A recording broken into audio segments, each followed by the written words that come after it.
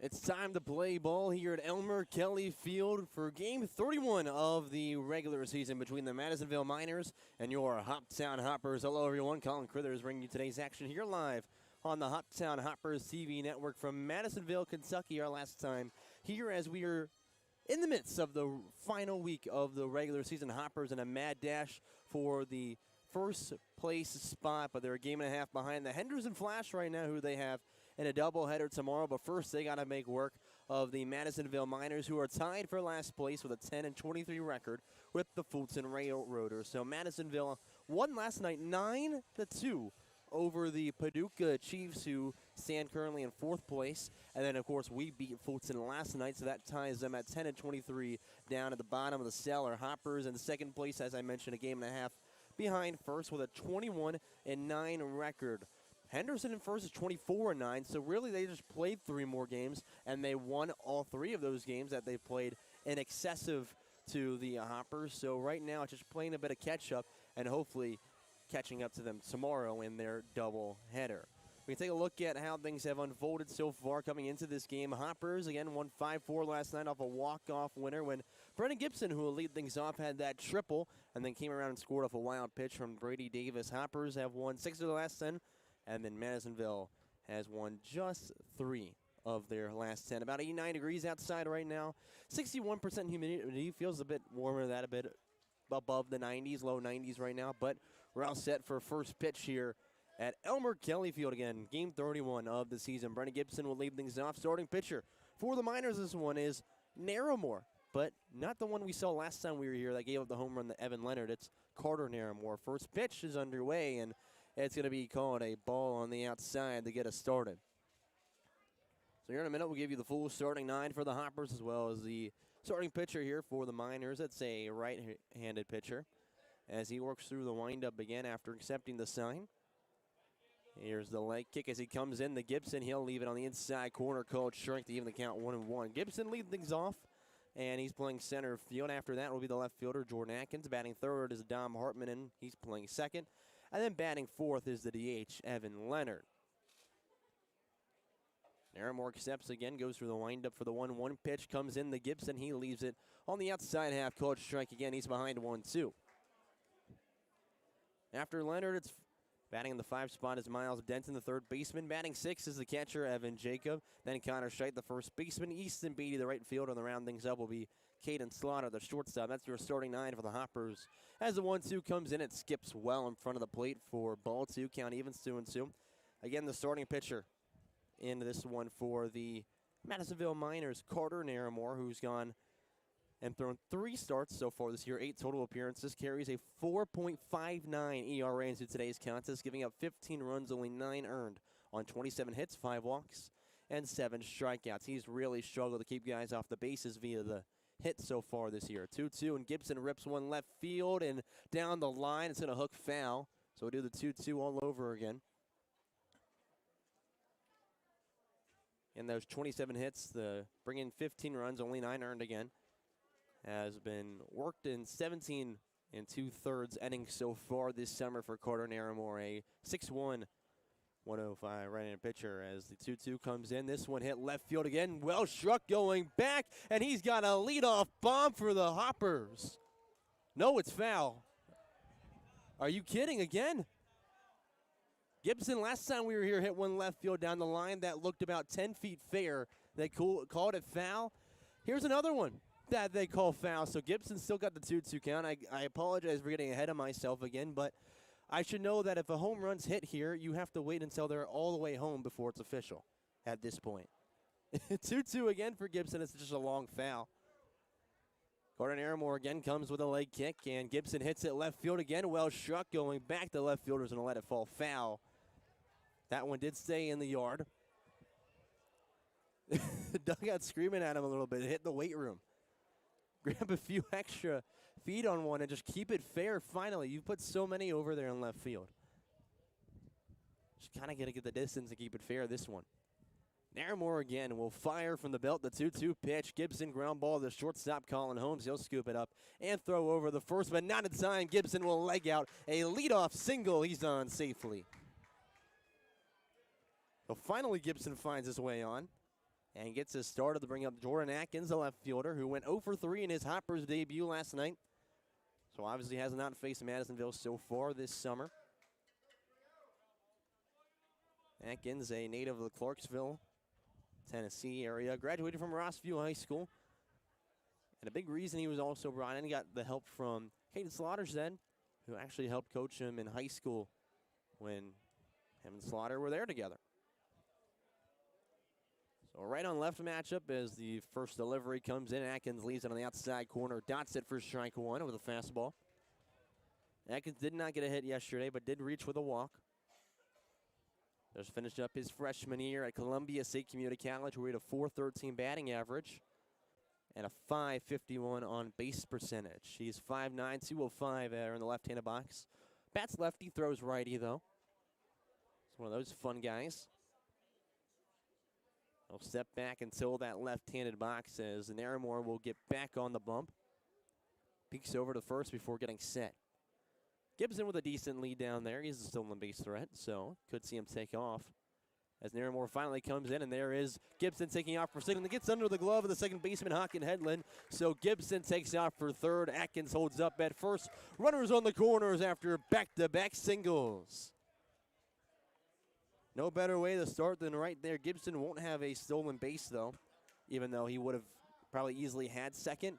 He was about halfway to, I don't want to venture say 2/3 of the way, but just past halfway to second when the time that ball was coming to the plate.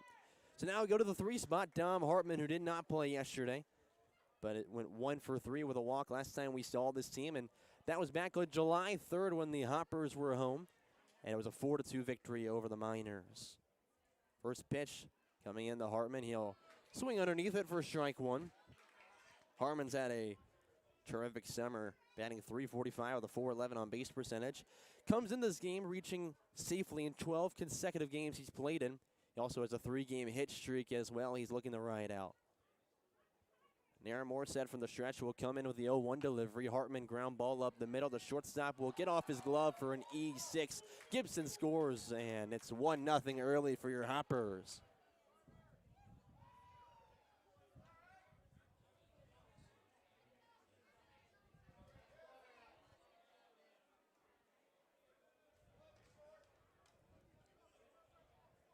Hoppers with an early lead. They got runners on first and second. It's still no outs in this one. We'll go down as an E6. And now up is Evan Leonard, the DH. He did not play yesterday as well. Came in and pinch hit against the Miners last time at Tiger Field. Went 0 for 1 though. First pitch he sees. He's going to pop up right side foul territory. Going over is the first baseman, Elijah Jordan. He's going to run out of room as it lands on top of the Miners dugout for strike one.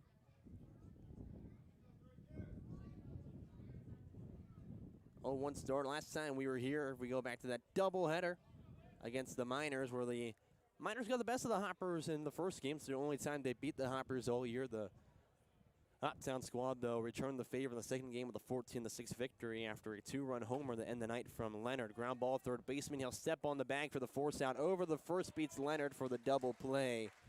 So there's now 2 away as we'll put Hartman over on second in scoring position. Now we go to the 6 spot, or in the 5 spot, excuse me, Miles Denson, the third baseman who played yesterday. Struggled a little bit, went 1 for 3 with a walk and also reached on an error. He'll step back into the right-handed box now. Denson stands in there at 6'2", 195 as the first pitch comes in. And he'll leave it down to the bottom of the well for ball 1. Denson just finished up his junior year with Anderson University, where he had a .324 batting average. He's currently in the transfer portal right now. He began his career, though, with Rowan State Community College before transferring to Anderson.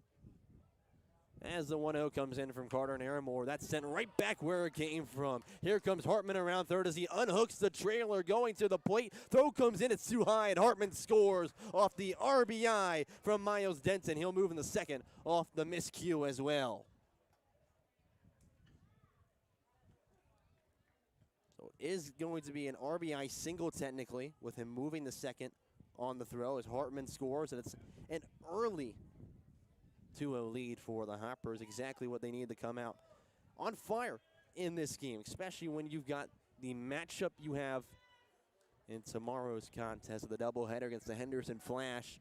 We'll be watching the scoreboard all night to see how Henderson's doing, to see how dire tomorrow is, which it will be no matter what. And they pretty much need to win both games no matter what. First pitch, the next batter, Evan Jacob. You'll watch one just too far off the plate for ball one. And mentioned earlier, Case Naramore pitched against his last time, Carter Naramore's twin. He gave up that 2-run homer to Evan Leonard. But now it's Carter Naramore, of course, also a native of Hartselle, Alabama, like his twin Case. Both play at Bethel University. That one sent up the middle as well, in towards center. Here's the wave sign. The Denton is going to get a late stop sign as that throw came in quickly from Trent Prosperi. So it's just another single, this time for Evan Jacob, as he now extends to a 6-game hit streak. The hit parade shows up early here for the Hoppers, as now they are already to their 7th batter, Connor Scheidt, who went 0 for 3 yesterday before getting pinch hit for by Nick Johnson. Went 0 for 2 with a pair of walks back at Tiger Field when we saw the Miners back on July 3rd, though. Scheidt steps into that left-handed box to keep the 2-out rally alive here on the top of the first inning. Hoppers lead 2-0 already. First pitch way upstairs for ball one. Look at Scheidt's summer so far this year. He's came in, made some loud noise, but so far just kind of some base hits from there. It's been a .229 average for him with 11 hits, 8 of them singles, 1 double, 2 home runs, 1-0 delivery. And Scheidt leaves it near the shoelaces for ball two. Before last night's game, Scheidt had been walked in 4 consecutive games for himself, and that was broken up after he failed to reach safely a single time in last night's contest, where the Hoppers struggled offensively in general. Average, their on-base percentage as a team dropped overall, not by much, obviously, but did drop a little bit. As a 2-0 comes in, and Scheidt unloads right side, and that's picked up off the backhand by Elijah Jordan. He'll step on first to end the Miners' damage, but the Hoppers take an early, steady lead here in the top of the first. It's 2-0 as we head to the Miners' half of the inning. We'll have your Hoppers starting pitcher when we return here on the Hoptown Hoppers TV network.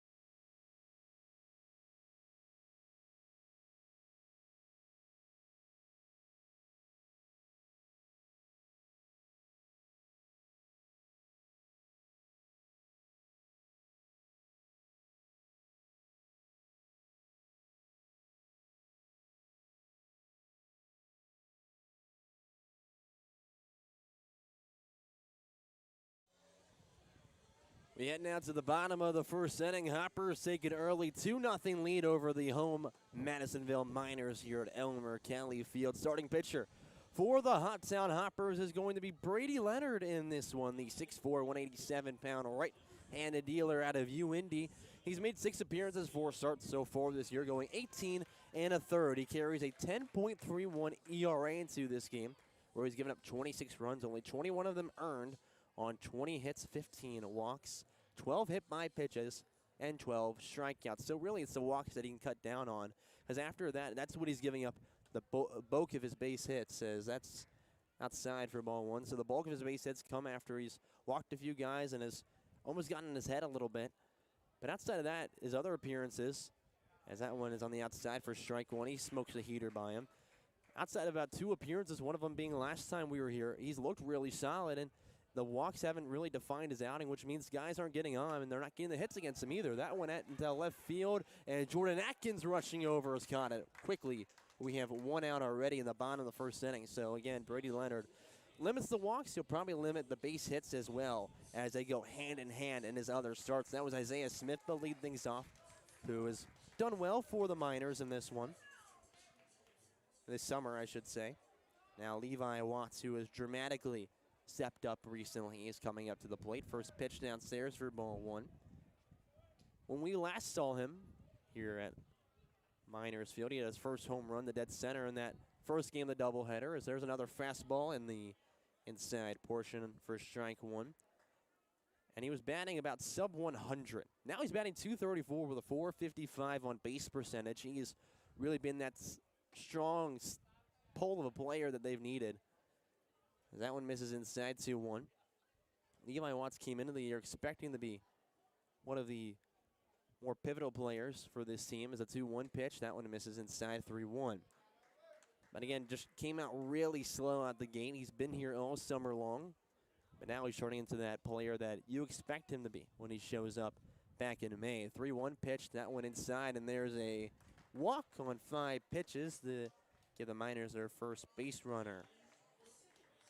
Sure, it's a lot more comfortable for Leonard to come out here with a lead as well, after he hasn't his last few times, to be honest. Last time he pitched was out of the pen against Full Count. Weren't leading in that one, that's for sure. Weren't leading in this one here. Gave him a tied 0-0 game. First pitch way inside for ball 1 to get us started with the third batter in the order. Haken Hedlund playing second today, who went 0 for 3 with a walk last time we played him. Stepped into the right-handed box as Leonard from the stretch deals the 1-0. And that one gets off the back shoulder for another hit by pitch. So back-to-back free passes. Puts runners on first and second with 1 out. Elijah Jordan, the cleanup spot, comes up as the first baseman in this one. He went 1 for 4 when we last saw him back at Sire Field. He'll toe that left-handed box. Jordan on the summer is batting .263 with a .398 on base percentage, which has also improved lately after the Miners have had a few good games recently, even though they are still struggling overall in the season. First pitch you'll see from Brady Leonard after the leg kick fastball at the knees for strike 1. Jordan began his career with Camp Community College before transferring to Coker University, where he finished up his redshirt junior year with a .237 batting average. As Leonard comes back into the dash, he'll square around, pull back. It's in time as it missed low. Count evens 1-1. Jordan, a native of Wake Forest, North Carolina, played with Heritage High School over there. Has brought in 11 RBIs so far this summer for the Miners. Has a chance to cut the deficit in half with a runner standing on second, tying run on first. Next pitch high and away, ball 2. So 2-1 now to Elijah Jordan with Trent Prosperi on deck, who's been one of the most consistent bats this summer for the Miners. Not only just with getting on, getting some hits, and also just in general with his playing time here in Madisonville. Pickoff move from Leonard. That one caught by the shortstop. As we take a look at the defensive alignments for the Hoppers in the outfield, it is Jordan Atkins at left, Brennan Gibson in center, Easton Beatty over in right field. In the infield behind Brady Leonard, Miles Denson is manning the hot corner. Captain today is Caden Slaughter. Over at second is Dom Hartman. And playing first is Connor Scheidt. 2-1 comes in. He'll square around, throws down the bunt, third base line.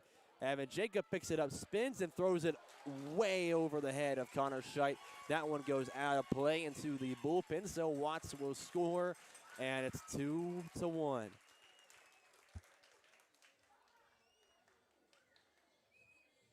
And yep, I guess there's your catcher. It's Evan Jacob, as that one got well away. And they will bring in that next run, so we're tied 2-2 off the misfire from Jacob over to Connor Scheidt.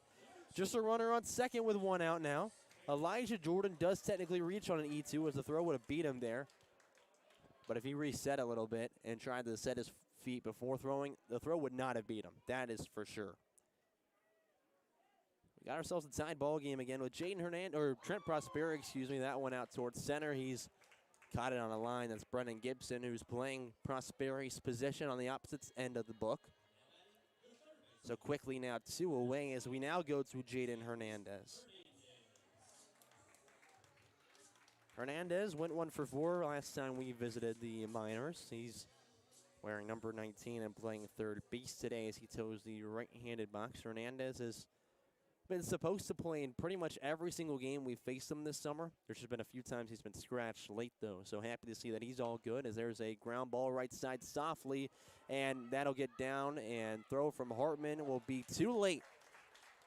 He reaches safely. There's runners on the corners. Hartman, impressed he got the throw there as quickly as he did, as he was playing really tight to second base, holding on the runner, Elijah Jordan, who moves in the third. Does go down as a single. So now we go to the 7th batter for the Miners. It's Mason Schneider. Hoppers brought up 7 in the top half of the inning, and the Miners return the favor right here. Leonard's first pitch inside corner. He'll nail it with a fastball for strike 1. Schneider's really struggled for the most part in this summer. He's gotten 5 hits and a total of, I just want to say, 3 games, maybe 4 games this summer. He joined very late. His first game had a walk-off 3-run bomb here at Elmer Kelly Field. His runner takes off late and will hold up in between the bases.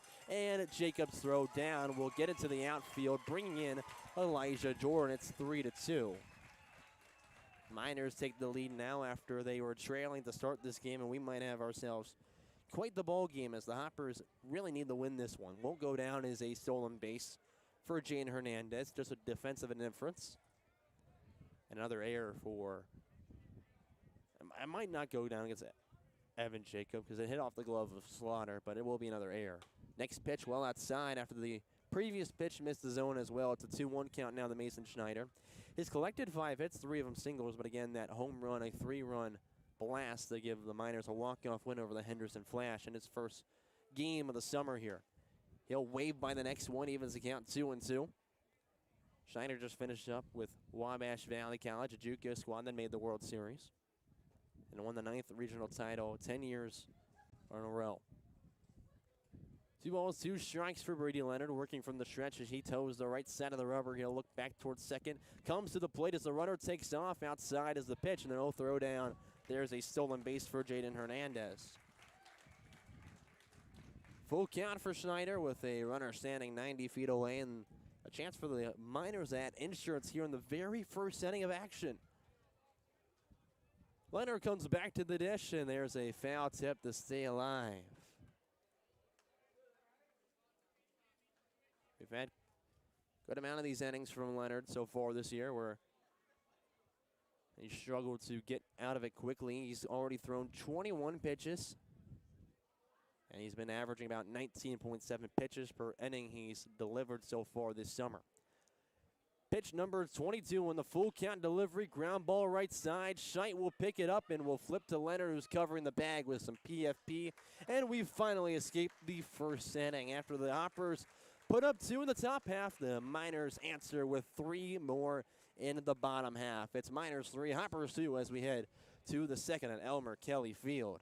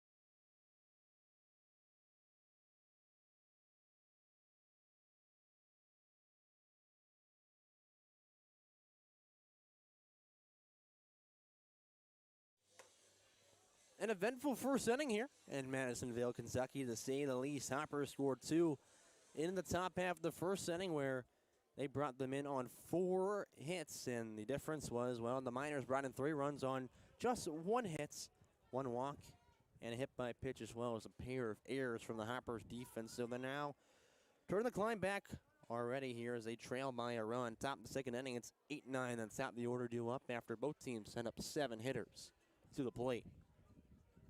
Beatty will lead things off. Carter Naramore still the pitcher. First delivery, and Beatty swings underneath it for strike 1 on the curveball.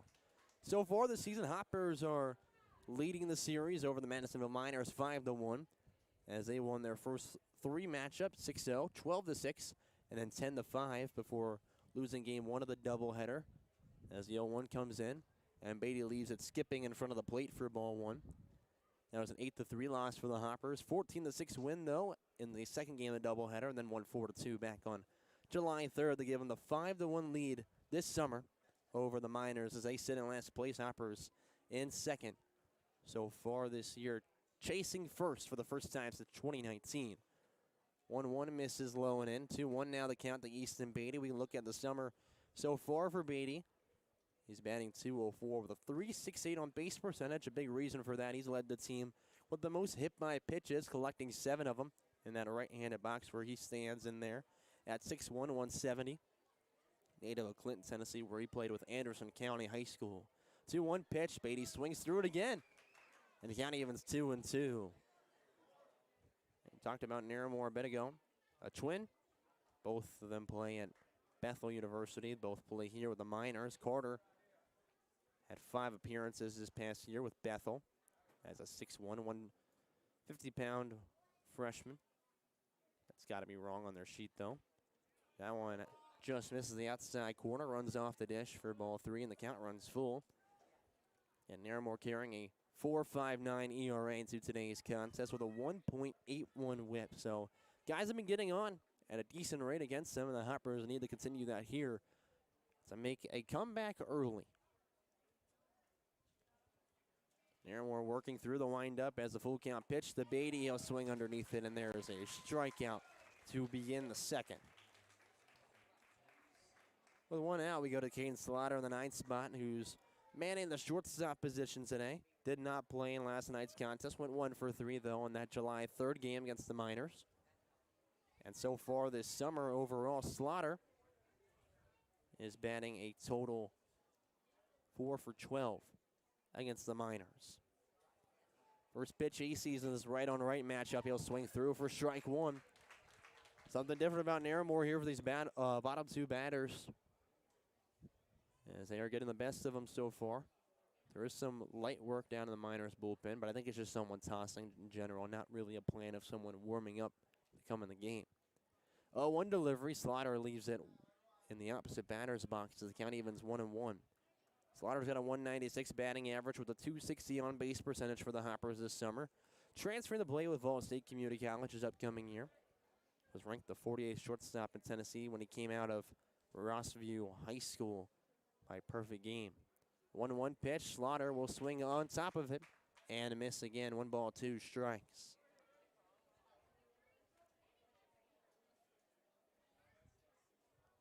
Slaughter's collected 9 hits so far this year. 8 of them are singles. 1 is a double. So still looking for that double-digit number. Would gladly take it right here to get us started in the top of the second inning. Hoppers down by a run with 1 out, no one on. The 1-2 delivery, and Slaughter will sling over top of another curveball, and there's back-to-back Ks for Naramore. We head back to the top of the order. Brennan Gibson comes up after a leadoff single, a dragged out at bat, if you will, after he poked a few deep left field. A couple of them truly foul. Another one should have left the yard, and they ruled it just foul as well. Naramore's delivered 31 pitches so far. He'll accept the sign and deliver now. Pitch number 32 from the belt. Comes in, and Gibson leaves that curveball running down low and away for ball 1. Gibson will be returning to Freed-Hardeman this year after a stellar season that put him atop the Mid-South Conference as one of their most prominent athletes. He's batting .333, has showed up and made a name early here in Hoptown, as there's a strike on the outside corner called for an even 1-1 count. Gibson leads this team, though, with a .481 on base percentage. He's reached with 11 walks and a hit by pitch, as well as 14 total hits. Naramore again working through the windup as he comes to the plate with the delivery and misses downstairs for ball 2.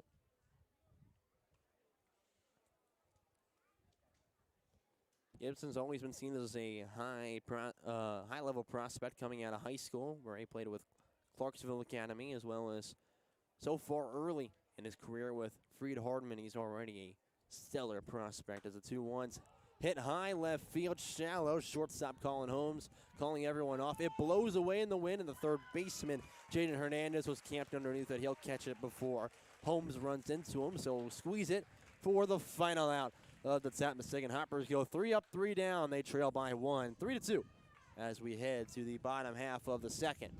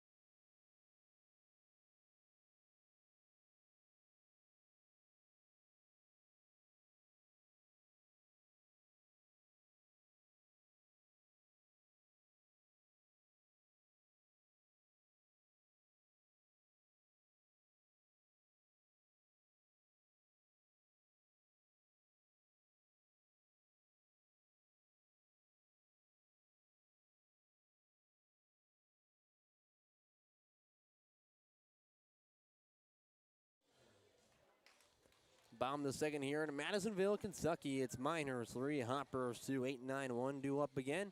This time for the Miners, it'll be Landon Vollner, the catcher, to lead things off, facing Brady Leonard out there on the mound. He'll be working through the windup here to begin with first pitch.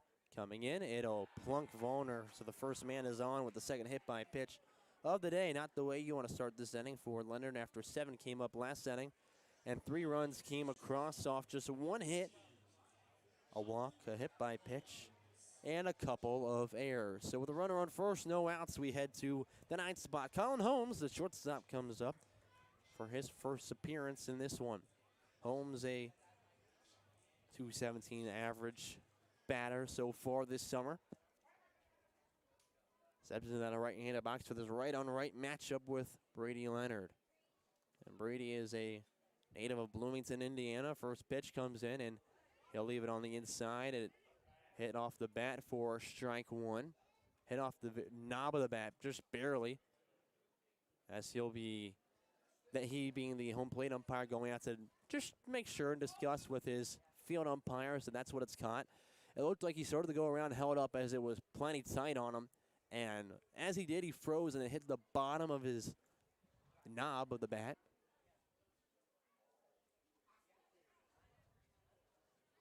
So the conversation broken up. I believe the call remains. No, they're going to say it's 1-0, ball 1. That's maybe the what? I'm going to be honest, guys. I promise I know the game of baseball pretty well. There's not really much of an explanation for that. As the 1-0 is right down Broadway for strike 1. If it hits him, it hits him, and that's a strike or a base hit, or not a base hit, a hit by pitch. If it hits the bat, it's a strike. I don't get it.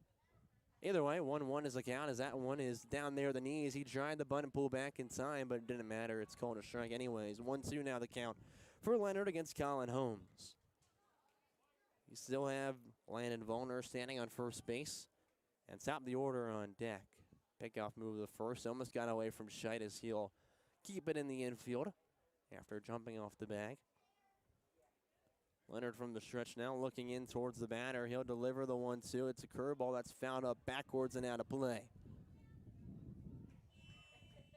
In the middle of a park here in Madisonville City Park, they've got mini golf, a full-on golf course, disc golf, about every type of golf. I don't know if they have soccer golf, but they have about every golf you can think of. As the 1-2 comes in, that one hit well out towards right center field. Plenty of air time as Beatty coming in will catch it. And there's one away. Allner retreated back towards first base as we head back to the leadoff batter with Isaiah Smith, who lined out to the left fielder, Jordan Atkins, to lead things off quickly here in the bottom of the first inning. And, of course, after that, he was followed up by 3 straight reaching, and all 3 of them came around and scored. First pitch, he now sees in the at-bat, ground ball, right side, Scheidt picks it up, momentum going to second, he overthrows Slaughter, and the ball gets in the left field. Atkins' throw comes in as Volner slides into third, and did not come off the bag on the backside. He remains there safely. And Smith moves in the second on the throw. So he technically reaches on a fielder's choice, and there's error number 3 already for the Hoppers as Volner moves in the third. 2 in scoring position with 1 out as we go to Levi Watts in the 2 spot, who's really improved at this point in the year. Again, the Hoppers have done well defensively for the most part in games, but there's been a few when one error comes up, they all stack on top of each other, and it really hurts this team down the line. And we're seeing that early in this one as they trail by a run, and they've got a few more knocking on the door. There's a foul tip backwards to begin the at-bat after a fastball for Levi Watts. He reached on a walk in the first inning. Leads the team with a .511 slugging percentage. Again, really dramatically he's improved after his average, and his average was below 100. Slugging wasn't much prettier. 0-1 pitch from Leonard. There's a slider outside for strike 2 after Watts went chasing after it. Watts plays with Rock Valley College, is a native of Appleton, Wisconsin. And stands back in that right-handed box. Leonard trying to work out of the mess. The 0-2 delivery, that's a curveball that's fouled, and it's popped up, in foul territory. And Scheidt's there to collect it for out number 2, and the runners remain put. About the best possible outcome you could get there, as no one can come in on it. Now, Hawken Hedlund comes up, who had hit by pitch in the very first delivery he saw back in the first inning. He's back in that right-handed box. The right-on-right matchup as Leonard looks in. First pitch he'll give him. Coming now to the plate. Way outside with a fastball for ball 1.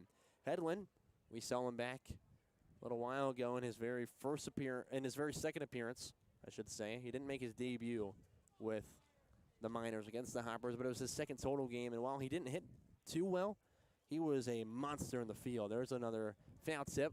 Count evens 1-1. And went 0 for 3 with a walk in that game. But again, he manned the hot corner of that one. He's playing second today. And what a monster he was down there at third. Had a couple hard line drives to him that he just stuck his glove up and made a great play on. As there was a quick stoppage of play as the field umpire motioned over to the Hoptown dugout across the third base line. I think they just had to move something back into the dugout that might have been poking out a little bit and could interfere with the throw that goes away. The 1-1 delivery now from Leonard. Tries a spin one, doesn't break, and is above the head after Hedlund ducked out of the way. 2 balls, 1 strike. Hedlund outside of that game, though, has been pretty solid. He's batting .250 with a .364 on base percentage. Has collected 2 RBIs. The 2-1 comes in, ground ball left side. Gets off the glove of Miles Denton after the rocket was shot down there. And there's an RBI, 4-2 lead for the Miners. We'll see what they'd officially give that one as Volner scores. Isaiah Smith moves in the third. And, of course, Hawken Hedlund reaches. That could go down as another error. And that would mean Denton, in only his second game now, has collected 3 errors over third base. And if that's another error, we could be seeing a defensive alignment change for him at some point, because it hasn't been pretty for him. Looking at the official call here, it will go down as a single, which I don't blame him for. There's strike 1 to begin the next at-bat, because it was shot down there. Denton didn't have much of a chance as it took a little bit of a weird hop. I liked that call to give him the single. So 0-1, 2 outs, 4-2 lead for the Miners. At the plate is Elijah Jordan, the cleanup spot, the 0-1 delivery. Outside corner, can't get the call. Count evens 1-1 for Brady Leonard as he's already up there now to 39 pitches. He's about to deliver pitch number 40 already here in the bottom of the second inning. 1-1 comes in as runner takes off for a second, way outside of the way, and there's no throw down. So there's a stolen base for Hawk and Headland, and now a pair stand in scoring position. 2-1 the count. There's plenty of options to come out of the bullpen today for the Hoppers. They'll probably have to go to it somewhat early in this game. The 2-1 comes in, and it's left side through the 5-6 gap. Jordan Atkins picks it up and fires it in quickly. The hold up. Headland at third, but Smith will score, and it's 5-2 in favor of the Miners. They are looking good to repeat that first game of the doubleheader that we had against them last time, where ironically enough, Brady Leonard was the starting pitcher in that one as well. There's another RBI single. And Trent Prosperi now comes up in the 5 spot. We've usually saw him as the leadoff batter. They've worked him down here, and, well, he has been on fire recently. First pitch is fouled backwards for strike one. He struggled against the Hoppers a lot. He's been putting stuff in play, just usually right at someone. Had a terrific night last night, though. Went 3 for 4 against Paducah, which, of course, helped them win 9-2 over the Chiefs. And last time it was up, it was first pitch that he lined out to his center field counterpart, Brennan Gibson. Brady Leonard comes in with the 0-1 delivery. This one hit out towards right field. Beatty tracking back just slightly and will corral it for the final out.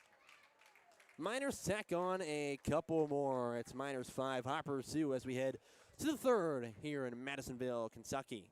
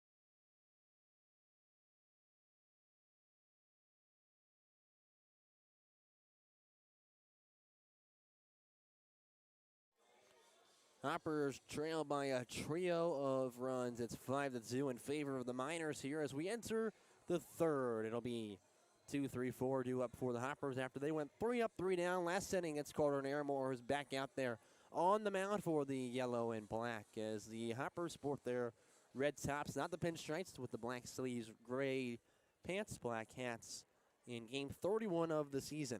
And the Hoppers are scheduled for 40 regular season games. They will not be getting that right now. It looks like they would complete, I would say, 35 games. So not bad, honestly, at all. It's about where a lot of teams were last year, from what I've been told, and what you can look up as well.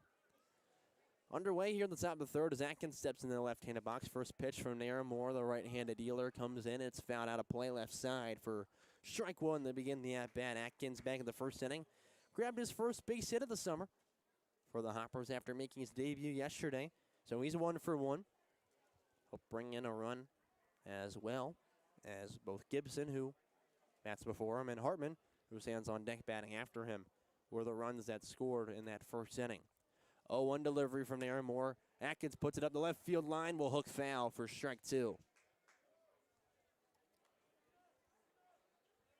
A 5'9" lefty from Columbia State Community College. Again, had a terrific year.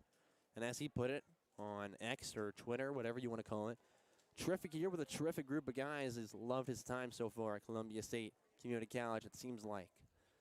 Nairmore working through the windup again, the 0-2 pitch, and Atkins will just tip it to stay alive. Got away and out of the glove of the backstop, Landon Vollner. So we'll do it all over. And it's Hartman on deck, Evan Leonard in the hole as a minimum that would come up this inning, as the Hoppers have had a little bit of an issue down the stretch here with going 3 up, 3 down. That's what they did last inning, and it'd be pretty brutal to repeat that when you're already trailing by 3. 0-2 pitch, and Atkins leaves it diving in the dirt for ball 1 on the spinner.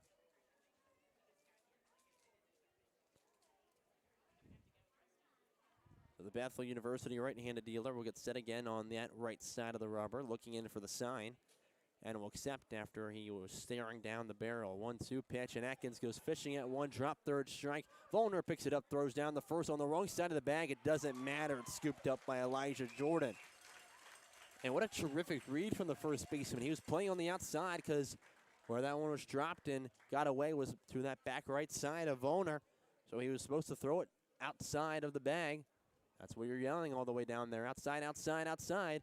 And really he just kind of over-twisted on the throw. But Jordan was able to recover to grab it for the out. So I'll give him credit for that. There's a strikeout for Atkins. Dom Hartman up, who reached on an error last time. Came all the way around and scored. First pitch.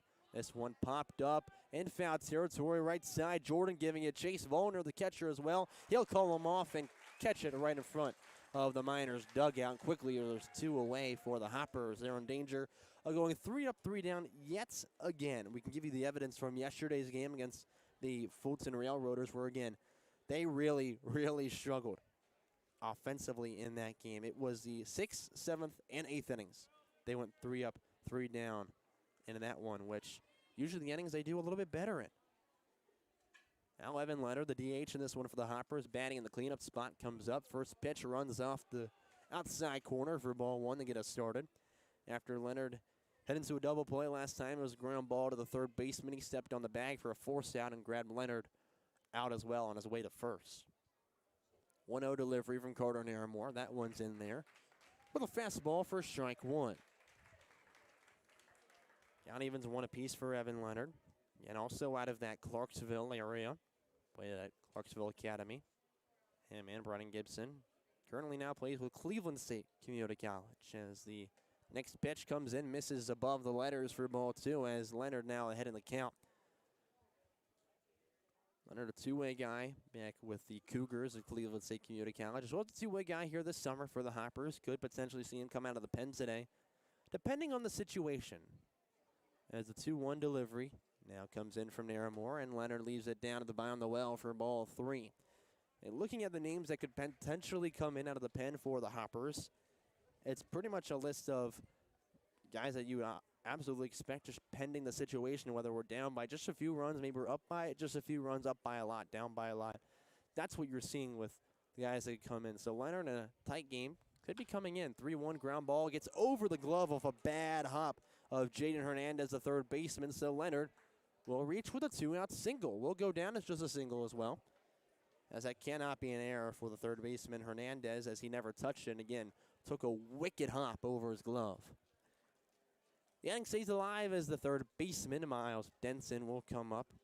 He reached on a single last time. Denson currently playing with Anderson University out of Brentwood, Tennessee. Also attended Ravenwood High School, which, if you go back to our game this past week, this last Friday against the Full Count Rhythm, the starter was Joe King. He also attended Ravenwood High School. And Denson looking for a new home in the transfer portal. First pitch outside corner, dots it for strike 1 to get us started. Denson just got 1 hit yesterday as well, even though he reached once on a walk and once on an error in 4 total plate appearances.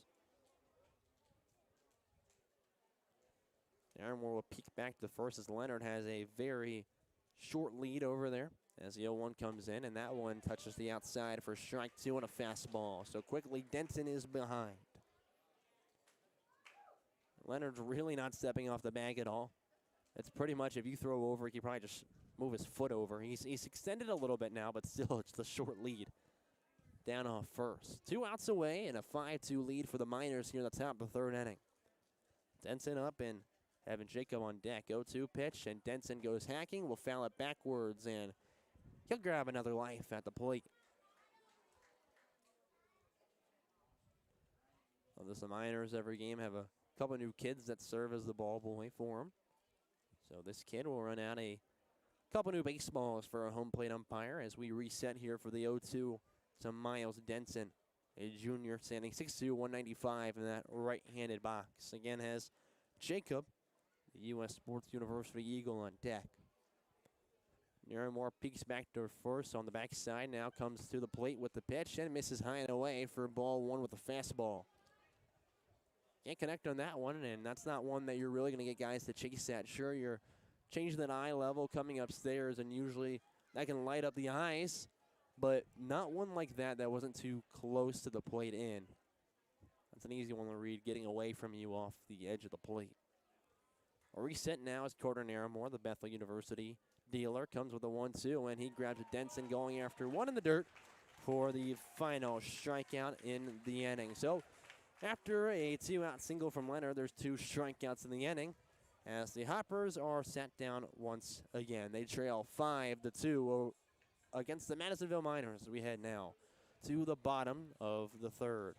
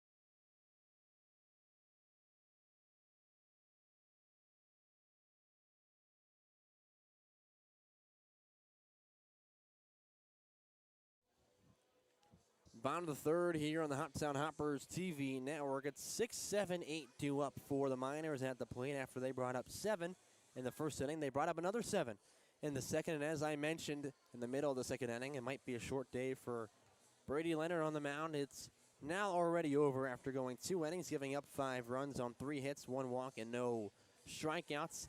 Out of the pen, getting the nod is the Granbury, Texas native Hudson Hamilton to be facing this Miners roster. Hudson Hamilton so far this year has made 6 appearances, only 2 out of the pen though, going 25 2/3 innings of work.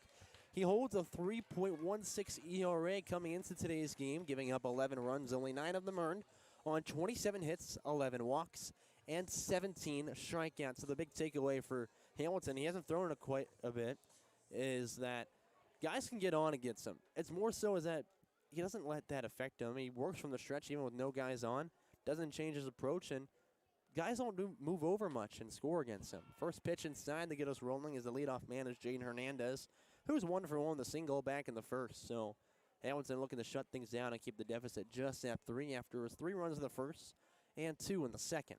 Hamilton, the right-handed dealer, coming back with the 1-0 delivery as Hernandez will swing at it, foul it backwards, and the count evens 1-1. Hamilton plays for UMHB, Mary Hardin Baylor down in Belton, Texas, a D3 squad in the American Southwest Conference. Had a solid 25-18 record this past year, went 5-7 in the conference. Went 1 for 2 in their conference tournament as well, but had a solid regular season. He did as well. As the 1-1 misses the inside corner with the fastball. 2-1 the count from Hamilton battling Hernandez. In the right-handed box on deck is Mason Schneider. And the catcher, Landon Volner, stands in the hole as the least we'd see come up this inning. Long pause before the 2-1 pitch from the stretch. The leg kick outside corner. He'll nail it, even the count 2-2. Good crowd here at Elmer Kelly Field in the final week of the regular season. Decent amount of Hoppers fans showing up as well. I'd say it's about 85-15% in favor of the Miners. Long pause, now the 2-2 from Hamilton, and there's a swing and a miss. He just tipped it barely. Never mind, he'll stay alive. His catcher is still Evan Jacob. There's no changes on the defensive side of things outside of Hamilton coming in.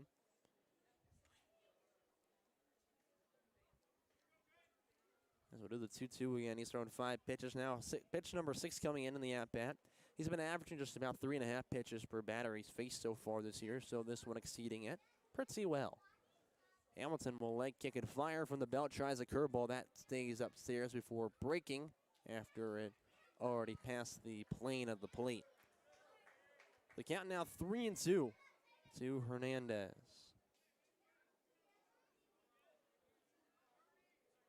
Another pause from Hamilton. Big leg kick comes to the dish, and Hernandez stays alive with just fouling one over towards a Miners dugout. And Hernandez, a native of Humboldt, Texas, a couple of Lone Star State guys right now battling it out. Hernandez plays with Saul Ross State University. He just finished up his freshman year, sending 6'1", 190 in that right-handed box. Full count pitch again. And this one through into left field on a line for a leadoff single. Hernandez wins this battle of the Lone Star State. There's base hit number 4 for the Miners in this one. They bring up now Mason Schneider, who's playing right field today. He's 0 for 1 with a ground out. That was to Connor Scheidt, the first baseman. He picked it up and flipped it to Brady Leonard, who was the pitcher at the time after he was covering first to end that first inning. First pitch to Schneider, pop up backwards, and that one is going to go down for strike 1. As a foul ball. Heads up to those playing mini golf right behind us. There's a full-on 18-course mini golf course, I guess that is. Right behind us, a couple families playing right now, and one of them's right on the most dangerous spot because I see about at least 5 balls a game land on that hole. So get moving quickly. 0-1 swing and miss from Schneider after he was a little bit late on it. Now it's no ball, 2 strikes to the Cincinnati native. Again, Schneider attended Elder High School, home of the Panthers in Price Hill, Ohio, which is Cincinnati. It's pretty much downtown Cincinnati. As here comes Hamilton with the 0-2, gets underneath the feet of Schneider, who leaped over top of it, meaning Hernandez easily moves in the second off the wild pitch from Hudson Hamilton. That's a wild pitch, number 1 for him so far this year. Count now 1-2 to Schneider.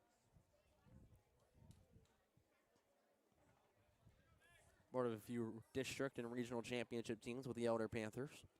Playing one of the best conferences in the entire nation, the Greater Catholic League, the GCL. Hudson Hamilton, leg kicks the 1-2 pitch, and Schneider way out ahead of it, cannot connect, and he's put down on strikes.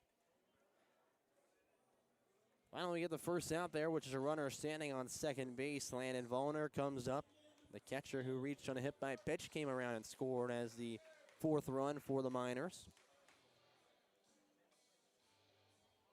He'll toe that right-handed box. Vollner did not face us last time, though he's faced us a few other times so far this year, and we've usually got the best of them, as we had this entire team.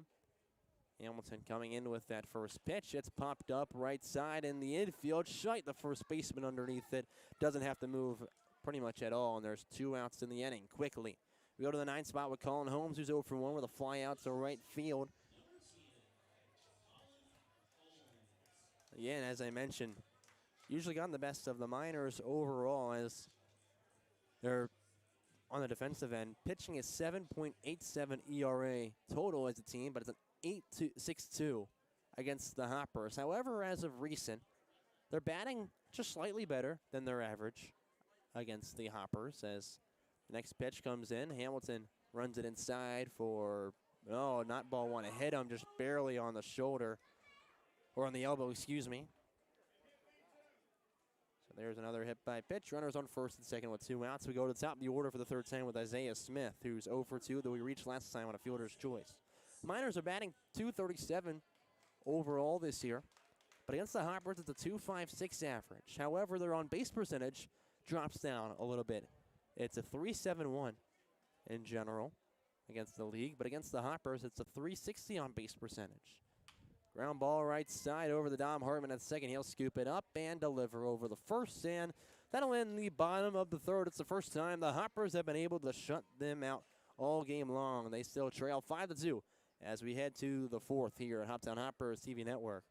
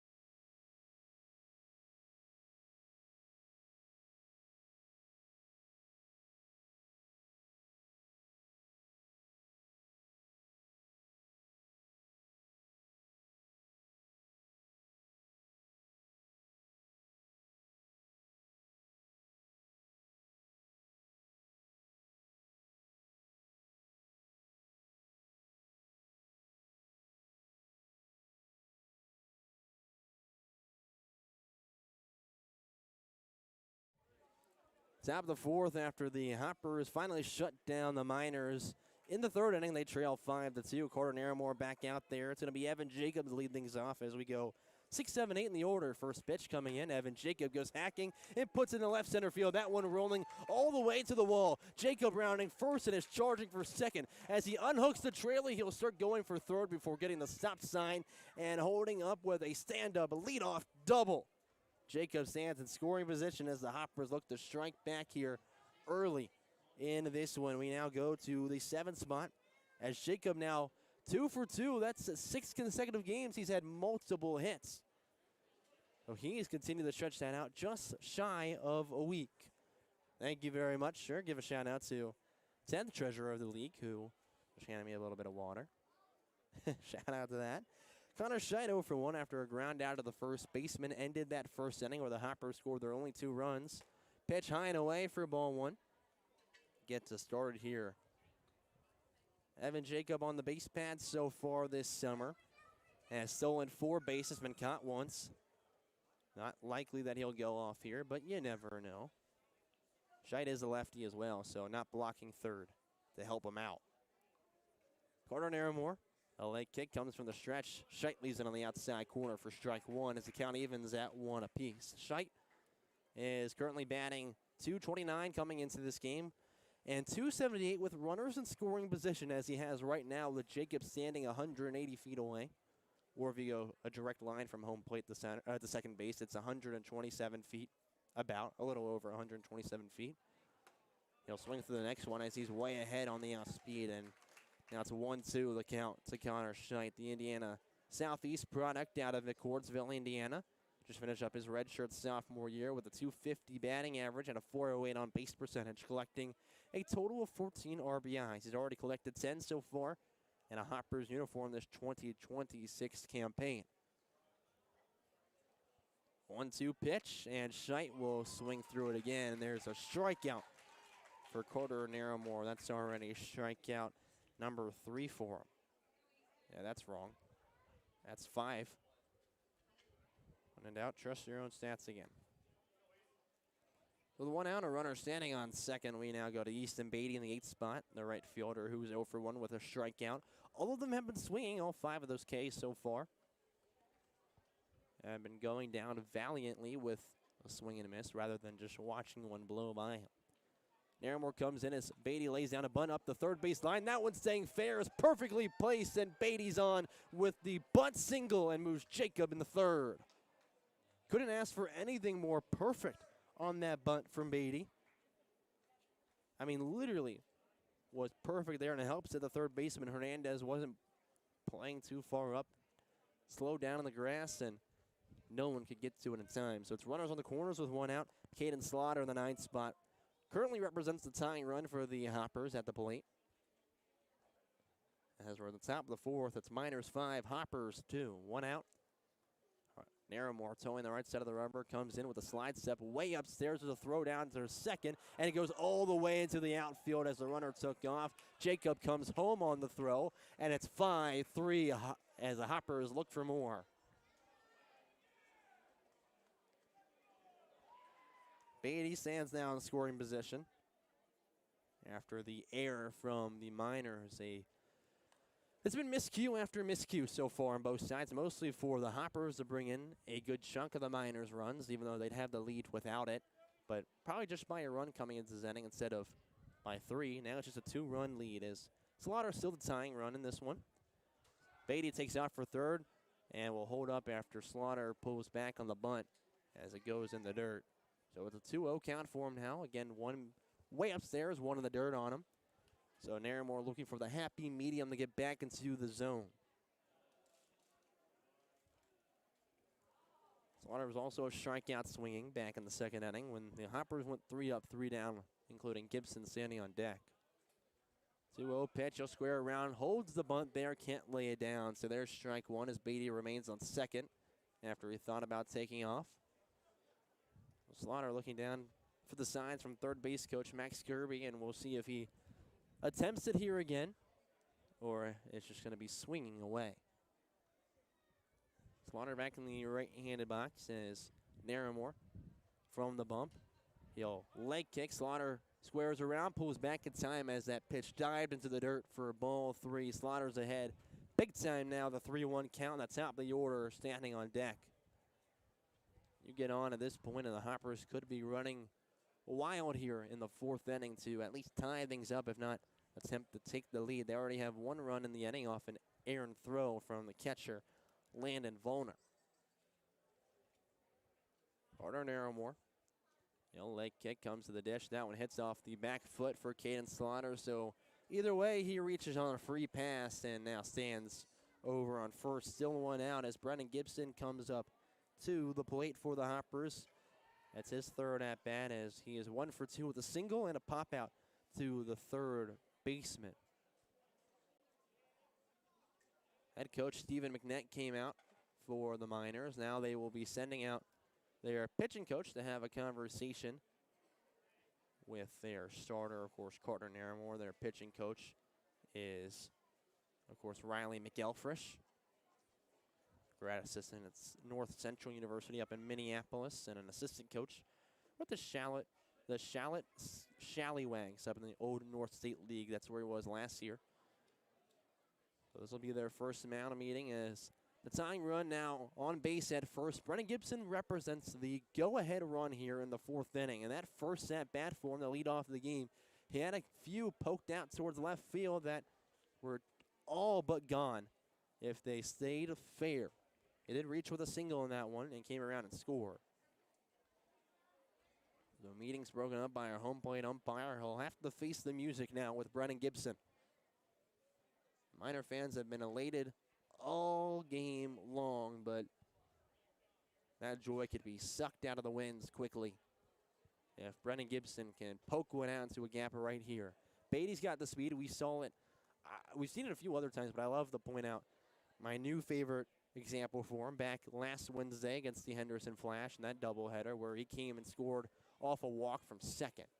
Pitch down low, gets away from Volner, but not far, so runners remain. It's a 1-0 count to begin for Gibson. It was a 3-2 count, and a pitch went all the way to the backstop with bases loaded, so automatically the runner from third scored. And the catcher didn't get to it quickly, so Beatty, who was running on the 3-2, already was about halfway to third when he just rounded and came home quickly and scored. 1-0 pitch from Naramore. Gibson, ground ball left side. That one scooped on the backhand from the shortstop over the second time. They're not able to twist the double play, but a dramatic grab from Cullen Holmes grabs the second out of the inning. 2 outs with runners on the corners. Gibson reaches on the fielder's choice, but a huge bit of applause for the grab from Cullen Holmes to be able to dive, grab it, and then set his feet and twist the second. To grab at least 1 out. The opportunity to put something in play now to bring in a run, or again get a wild pitch like they got last night for their walk-off winner, 5-4 over the Railroaders. That brought in Gibson. Jordan Atkins, the batter in the left-handed box. First pitch, he'll leave in the strike zone for an 0-1 opening counts. And Naramore already now has 5 strikeouts. He's collected just 7 total so far this year, so he's 2 shy of matching his season total against the Hoppers. The 0-1 pitch, Atkins goes swinging at 1 and pulls his head early. He's behind 0-2. Atkins is 1 for 2 with a single and a strikeout. Single back in the first, strikeout was back in the third. That single was his first and only hit so far in his very short stint this summer with the Hoppers as he made his debut his 2026 season last night. So it's his road debut with the team as the 0-2 comes in from Naramore. Runner takes off, skips in the dirt, and Gibson easily has a stolen base. He was flying down there. He stands in scoring position. It's a 1-2 count for Jordan Atkins, looking for his first few RBIs.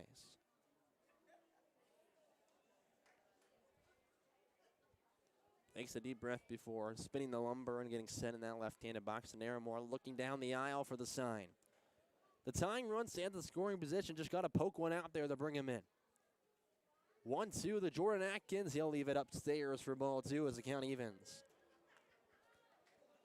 And Brennan Gibson with that steal now puts him at a total of 10 stolen bases this summer. Has been caught stealing only once. And again, he joined very late, about late June, to this roster and has already been one of the most impactful players this summer for the Hoppers. Naramore sips off the backside of the rubber and will reset with a pivotal pitch coming up. Miners would escape with just a 2-run lead after they already gave up 1 run.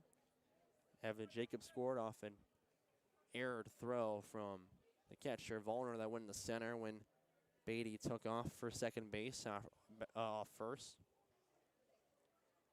Or, on the contrary, the Hoppers could tie things up with a poke and a blast. 2 balls, 2 strikes, 2 outs, runners on second and third. Pitch comes in. Jordan Atkins leaves it on the outside corner, and it just misses. The count runs full.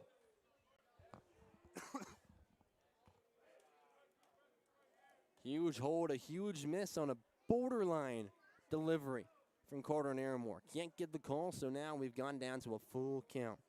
Hartman waiting patiently on deck, hoping that we can spark the 2-out rally.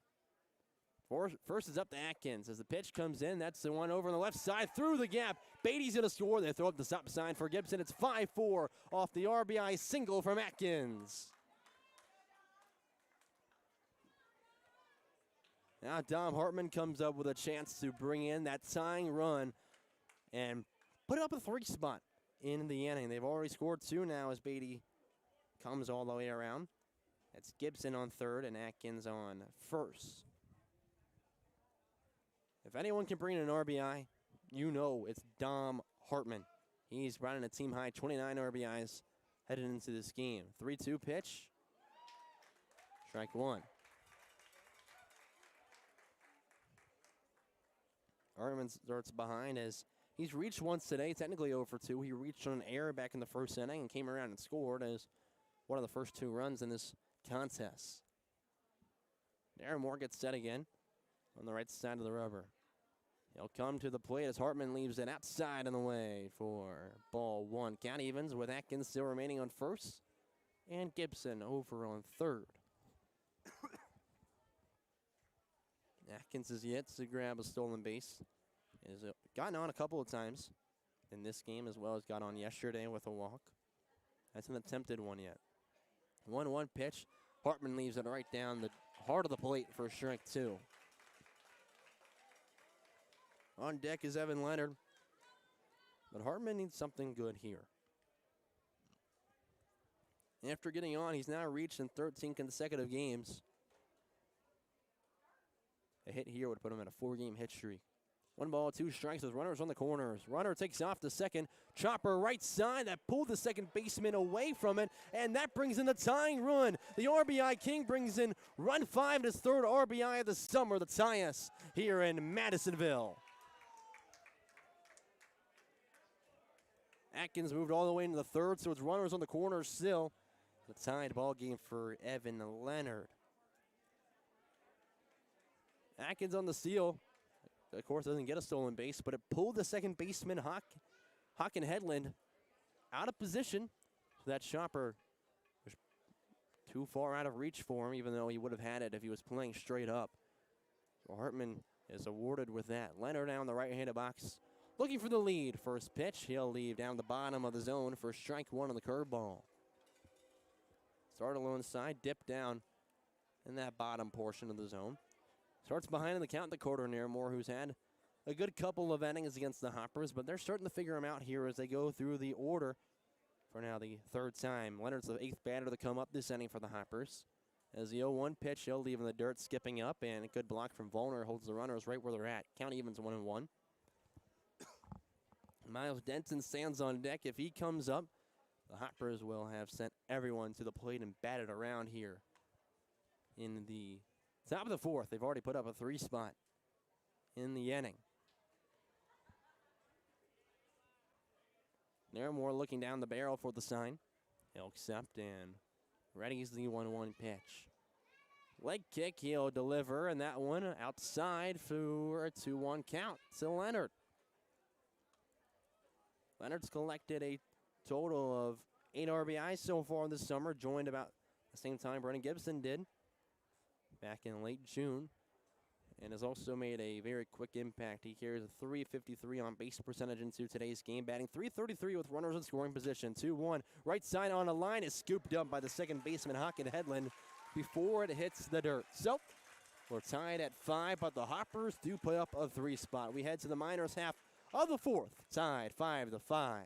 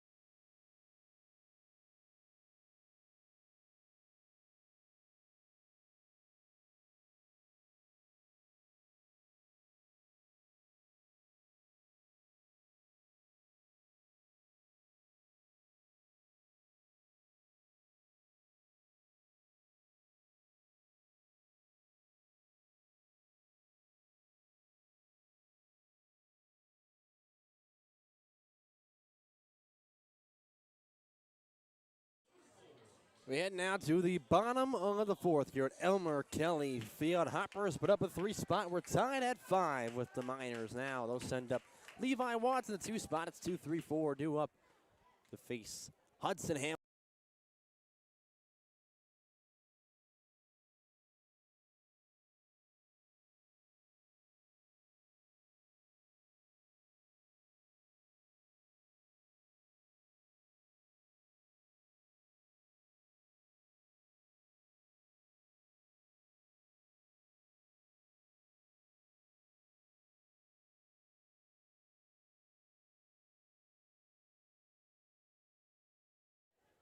I belong. I don't even know if I can still be heard. Hopefully.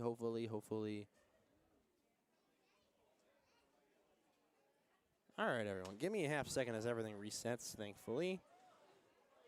Hopefully you can still hear me. I'd love it if someone puts in the chat if you can still hear me. That'd be greatly appreciated. I want to carry on as if you can. Sorry for the little bit of a miscue there. 3-0 pitch from Hamilton. It's a leadoff walk on 4 pitches to put a runner on first. So that's how the inning gets started with Levi Watts reaching safely as a go-ahead run. We go to Hockin Headland. And hopefully everyone can hear as the broadcast is hopefully still live at this point. Sorry for, again, going out there. Some stuff fell over as we are set up in the stands here at Elmer Kelly Field and disconnected the, I'm not going to give you the jargon, but the machine that hooks up the camera and audio. Ground ball to the third baseman. Denton is dropped by Hartman, but on the transfer, so Watts is out, and Headland reaches on the fielder's choice. 1 out, runner on first. I have no one's going to tell me. I'm going to take a quick pause here. There we go. Everyone can hear. Thank you. I apologize. Again, I was so scared that we weren't working, and if I had another issue on the road, I was probably going to be very sad. So, again, appreciate bringing everyone today's action here on the Hoptown Hoppers TV network. Pitch outside, 1-0 the count to get us rolling with the next batter, who, standing in the left-handed box now, is the cleanup man, Elijah Jordan, with 1 out and a runner on first being Hockin Headland. Hamilton, the 1-0 pitch. There's a swing and a miss as Elijah Jordan was way out ahead of it for strike 1. Again, what just happened with everything was, well, stuff fell over and disconnected what we had, so that's why the image froze, went black for a minute, as had to reset it. Just happy you guys stuck through it. Hamilton from the stretch after peeking over the first comes in. Batter squares around, can't put down the bunt. And now the count, 1 ball, 2 strikes to Elijah Jordan. Does have Trent Prosperi on deck, but the double play does stand in order for the Hoppers if you get a ground ball up the middle. Hamilton staring down that aisle to Evan Jacob, his catcher in this one. Accepts the sign. Now we'll pick off over the first as getting back safely is Hockin Headland. So we'll still await the 1-2 pitch.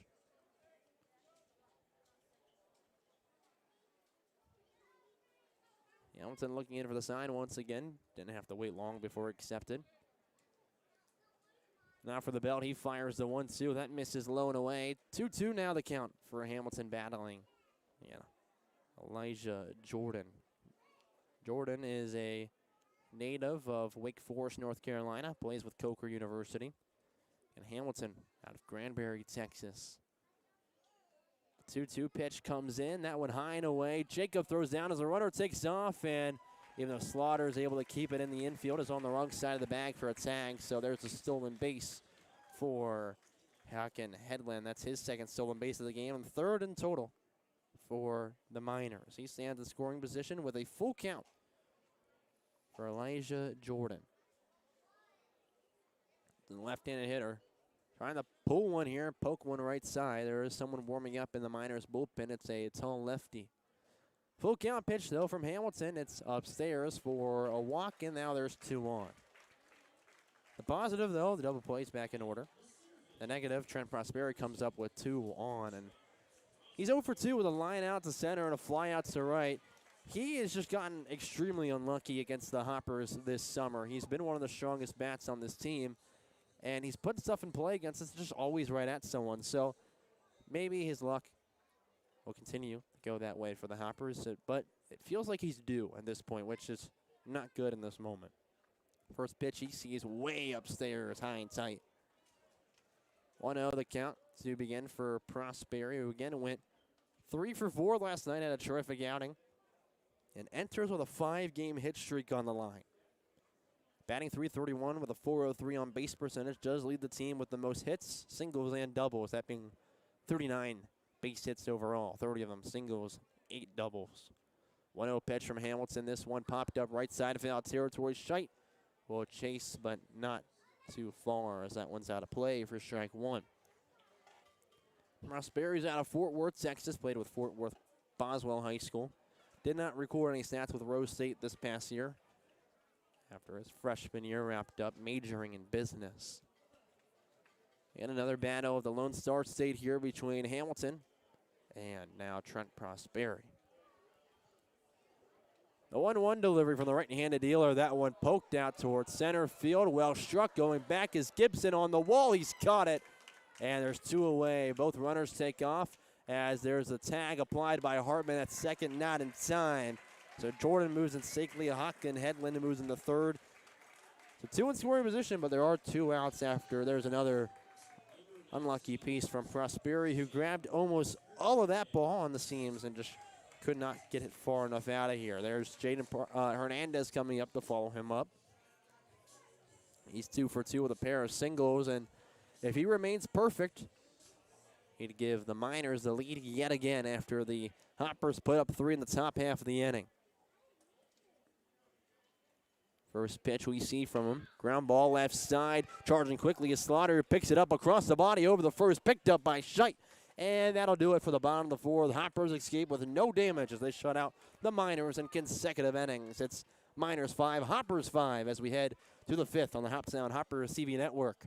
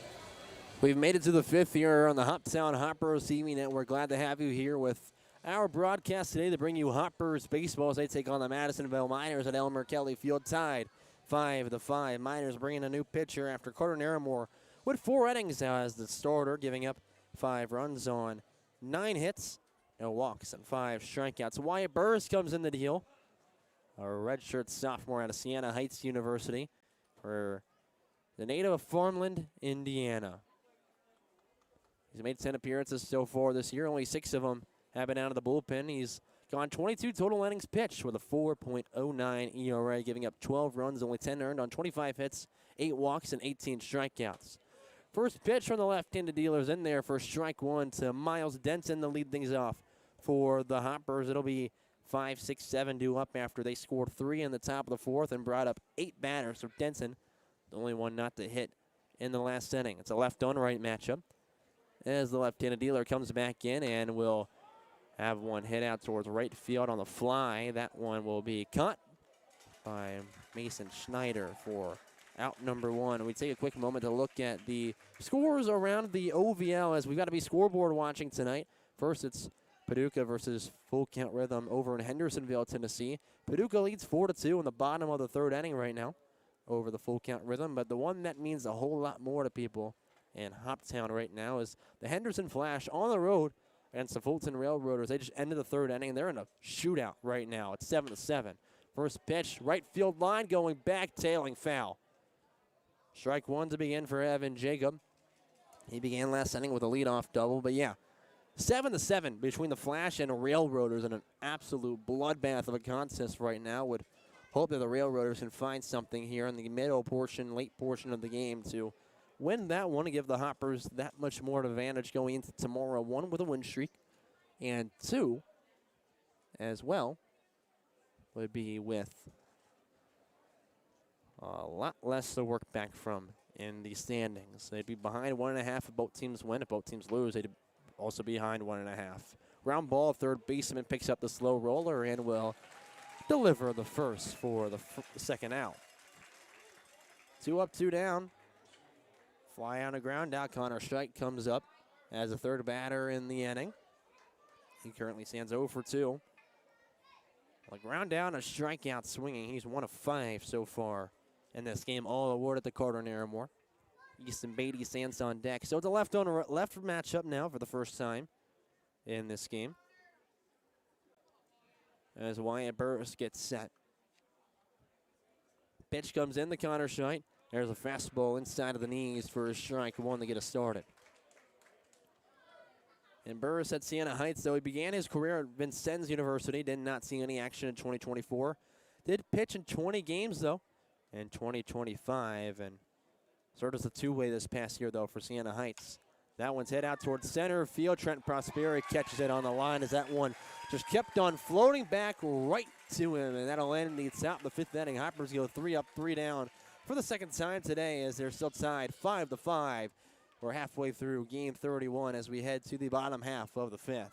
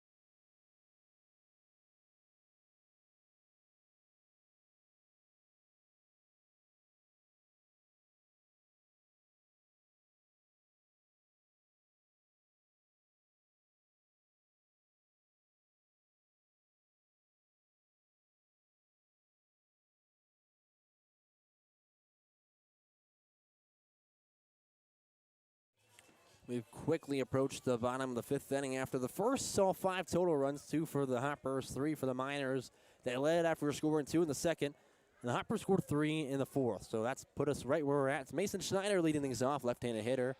First pitch outside for strike one against the right-handed dealer. Hudson Hamilton back out there on the mound for his second inning of work. He saw 5 come up to the plate last inning, gave up 2 walks. No one scored, though. Hamilton still working from the stretch. Second pitch outside, and count evens 1-1 to Mason Schneider. He currently stands 0 for 2 with a ground out and a strikeout. For the third time today, batting in the 7th spot, so it'll be 7, 8, 9 as a minimum, as we see for the Miners in this inning. The 1-1 delivery, this one flied out towards left field and out of play for strike 2 for the Wabash Valley product out of Elder High School. 1 ball, 2 strikes for Hamilton as he looks to get the leadoff man out. So far this year, he's gotten the leadoff man out only 17 times, and now just shy of 27 innings of work for the Crew product. Long pause before the 1-2 leg kick comes in, and it runs off the outside corner for ball 2. Count evens up as the sun is beginning to set here in Madisonville, Kentucky.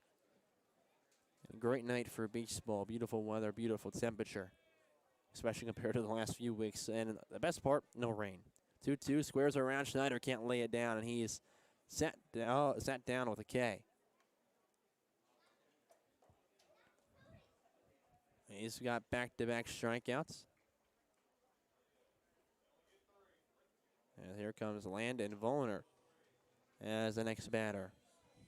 Schneider tried arguing that he maybe tipped it or anything to stay alive, and instead of square on the bunt, just threw his hands out like a check swing. Can't grab it there, though. Vollner's 0 for 1 with a pop out to the first baseman, Connor Scheidt. He did reach back in the second, though, with a hit by pitch and came around and scored. First pitch he sees. Ground ball left side. Denson will pick it up, slowly rises and throws the first as Scheidt goes downstairs to collect it for 2 outs quickly in the inning. Calling home to the 9th spot. Now due up for the Miners. They have yet to go 3 up, 3 down all game long. They were in danger of it a little while back, but have yet to really come that close. Now they are. Holmes is 0 for 1 with a hit by pitch back in the 3rd inning. Here in the 5th, trying to spark a 2-out rally as we're tied at 5. First pitch, ground ball left side. Denton will pick it up off the second bounce and fires it quickly the first, and that'll do it as the Miners are retired in order. We're scoreless here in the 5th inning, but tied 5-5 as we head to the 6th on the Hoptown Hoppers TV network. We'll be right back.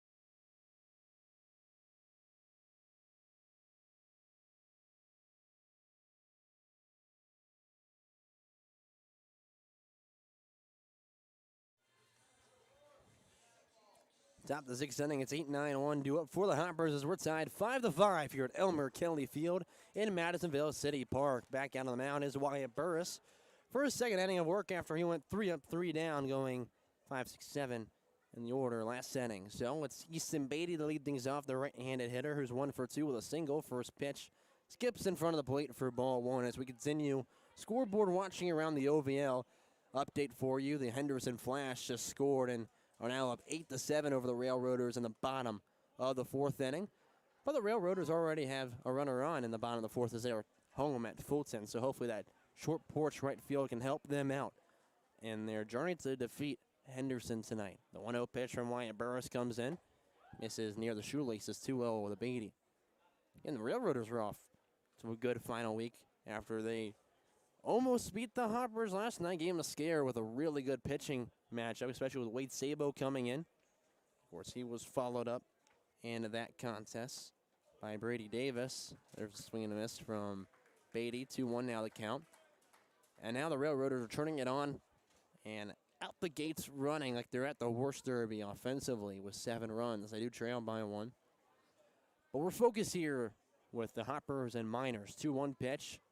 As that one's fouled backwards, 2-2 the count. Obviously, it doesn't really matter that much unless the Hoppers win tonight. You got to take care of business before you can focus on the Flash, which you can keep all your attention on tomorrow with a doubleheader back at Tiger Field. If you can't make it out to that terrific matchup, that'll be the pair of games of the OVL this season.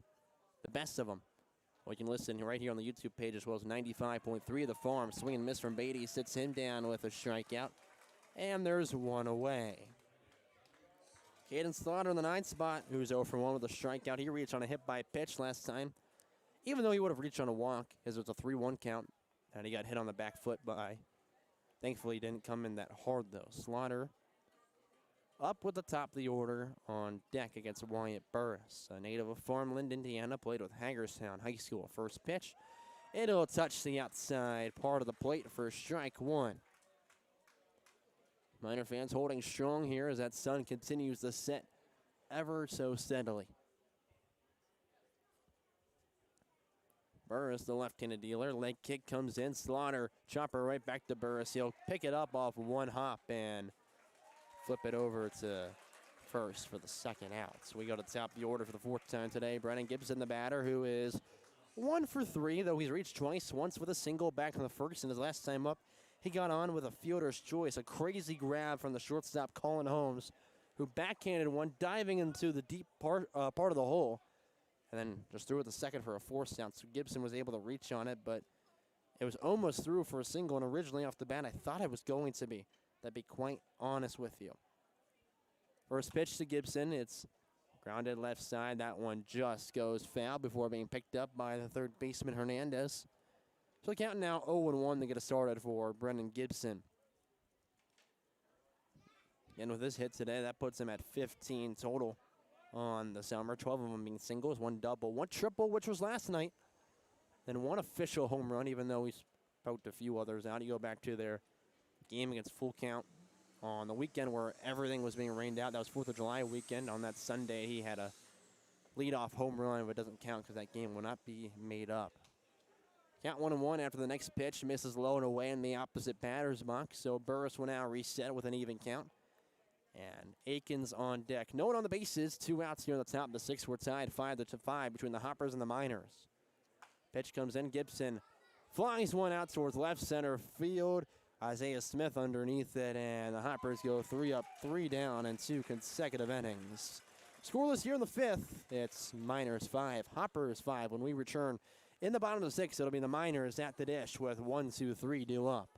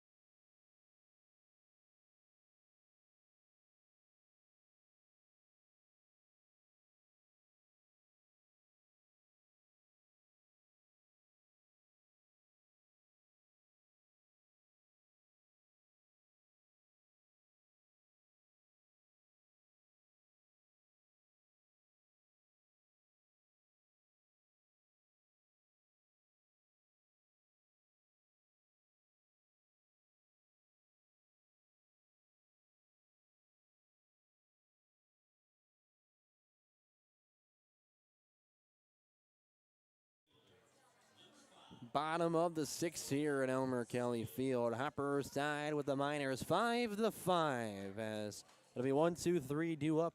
Beginning with Isaiah Smith for the yellow and black. Hoppers send out Hudson Hamilton yet again now for his 4th inning of work. He's worked quickly and is just delivering the first pitch of the inning. Outside corner called a strike to get us started. Hamilton's now thrown a total I'll tell you how many pitched in a second. I believe 60. 0-1 delivery. That one lined out left field. Atkins coming in quickly. He's caught it on the line. There's one away. No, 60's wrong. The scoreboard's wrong. One out. Wish I didn't have anything else to update it. Hamilton's now thrown 39 pitches. He'll be throwing pitch number 40. As I would say, 60 sounds wrong. I think he's been extremely efficient in this game, and I was like, that pitch counters off as I will refuse to look at it. Levi Watts now up. He currently is 0 for 1, though he's reached twice with a pair of walks. First pitch to him. On the right matchup. Levi Watts goes hacking. Ground ball to Denton at third. He'll pick it up, throw across the diamond, and Scheitz got it for the second outs. Miners were set down in order. 3 up, 3 down last inning with a strikeout and a pair of groundouts. They are 1 out away from doing the same. Though right now it's been a line out to left field and a 5-3 ground out. Hockin Headland is up, who is 1 for 2. He's reached every time he's come up today, though, in all 3 appearances. Once with a walk, or with a hit by a pitch, once with a single and once with a fielder's choice. Pitch above the letters with a fastball for ball 1. That's how we get started with the second baseman in this contest. Hamilton quickly accepts the sign and gets set on the rubber. Yell leg kick and fire from the belt. Ed Headland leaves the curveball in the inside corner for strike 1. Headland, again, a late addition to this roster. And this team typically has been batting better at the plate, but getting on at a worse rate against the Hoppers than they have against the league in total. 1-1 pitch. Goes down the bottom of the well. He does not offer. Count now 2 balls and 1 strike. Hoppers, though, on the contrary, have been pitching way better against Madisonville, though that ERA has been really inflated against that doubleheader where they lost the first game and gave up 6 in their win in the second game. Swing and miss. 2-2 now the count to Hockin Headland. They have a 5.19 ERA in total this year. It's a 4.04 against Madisonville. So still a solid average. It's higher than you'd expect for both of those numbers, but again, just inflated because of that doubleheader.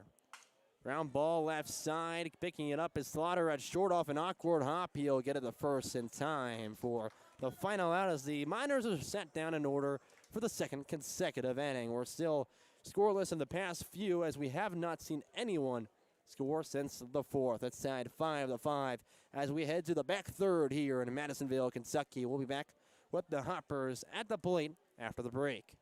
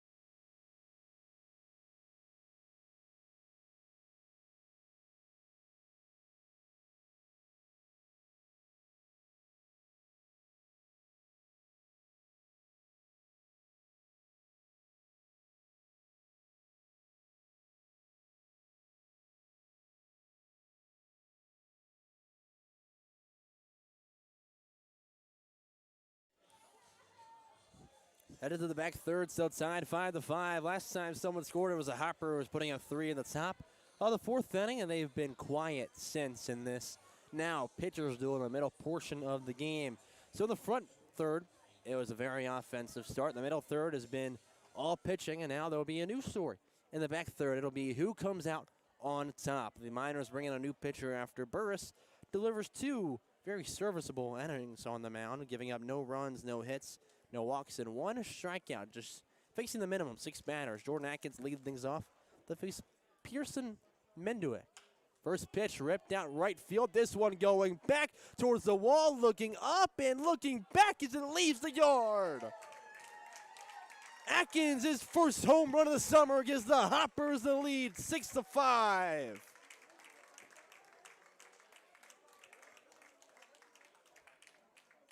Coming around third, the train horn, and the Hoppers are going to love that one. Menduick making his debut for the Miners, gives up a home run on the very first pitch he delivers.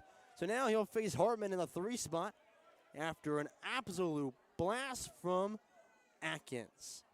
Lord, they got out of here in a hurry. Now the Hoppers looking to attack on Moore against the right-handed dealer, Menduick, as Hartman's first pitch in this right-on-right matchup. Ground ball left side of the third baseline. Hernandez picks it up after pulling his head. Got lucky, honestly, picking it up, and Hartman's down with 1 out. Again, Menduick making his debut for the Miners this summer. Starts off on the wrong foot, but now gets an out on the very next pitch to respond. He'll now face Evan Leonard after the first one got away. Again, talking about different stories for all this. And the back third will be different from them all. Right now, it's first time the Hoppers have led all the game.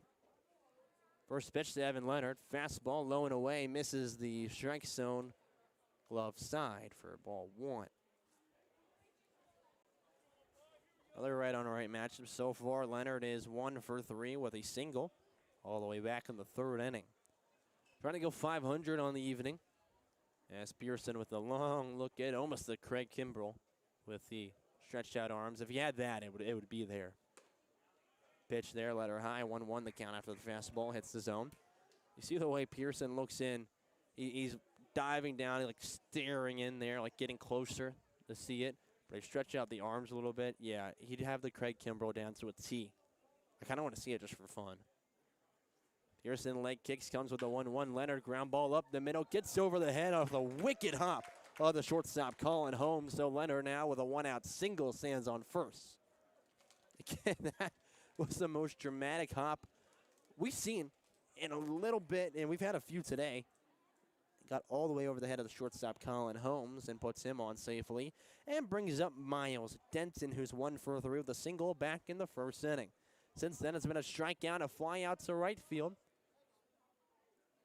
As we've got a conversation on the mound, a meeting between Vollner, the catcher, and, of course, Pearson Menduick, who has now given up a home run, a ground out, and a single to the first 3 he's faced. It's a righty warming up for the Miners already with some activity down in their bullpen. He's just slightly getting started. Isn't technically throwing at this very second. But the idea still stands that he was just tossing, and now it's kind of just lollygagging over there. Who knows with the Rapperoo. Pearson now battles Miles Denton, who steps in that right-handed box. He's set from the stretch, and on the bump, he'll come to the plate with it. And Denton leaves it a couple levels too far upstairs for ball 1. Denton made his debut yesterday in this 2026 campaign and did get a base hit, so he's at 2 so far. He also reached with a walk and an error, so he's reached 4 total times in 2 games. Pearson looks back towards first a couple times for the 1-0 pitch, and Denton leaves the slider in there for a strike 1. Count evens at 1 apiece. The Miners had an explosive night, 9-2 last night, and as we said on the broadcast, go ahead and get all the runs out of your system now. Well, they scored another 5, but Hoppers, when in doubt, they find a way. And that's all you can ask for, especially in the final week of the regular season when you're chasing first place. For the first time since 2019, next pitch misses above the head of Denton. It's a 2-1 count. You can go back to that 2019 season for the Hoppers. Not only did they win the regular season title, they also were the playoff postseason champions, going undefeated in their postseason run at a 31-13 record. Pause before the next pitch comes in. Tries a fastball and misses glove side. Now the count 3-1 as Denson is ahead. And Denson out of Anderson University, a native of Brentwood, Tennessee, is at 6'2" and 195 in the right-handed box. Steps back in with the big green light and way ahead against Pearson Menduick. Menduick comes in after the leg kick. Denson right field. This one is going to be shallow, chasing towards the line, and catching it on a slide is Mason Schneider.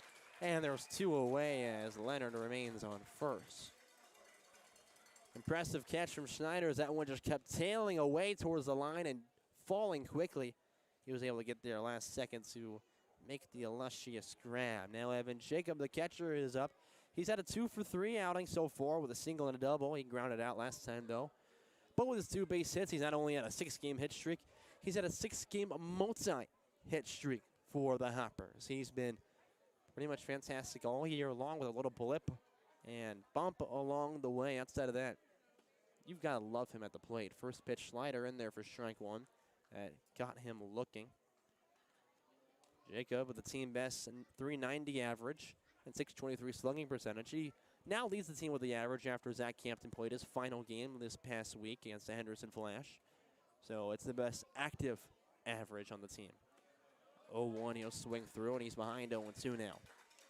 And that's how we're ruling everything. If you're no longer active on the roster, then you no longer hold the team lead in the average. It was Zach Campton, but now, of course, it's Evan Jacob as Hampton served us well, but will no longer play for the Hoppers this summer.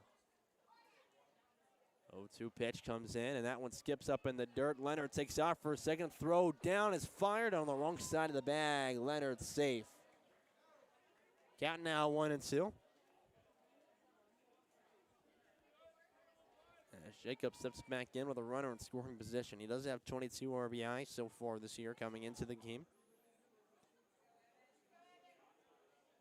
Chance now for more and giving the Hoppers a little bit of extra insurance after Atkins led off the inning with a first pitch home run. The 1-2, Jacob will leave in the zone with a curveball for a strikeout looking. That'll end the top of the 7th, but Atkins, the solo blast out towards right field. The Hoppers take the lead for the first time today. It's -5, Hoppers 6 as we head to stretch time here at Elmer Kelly Field.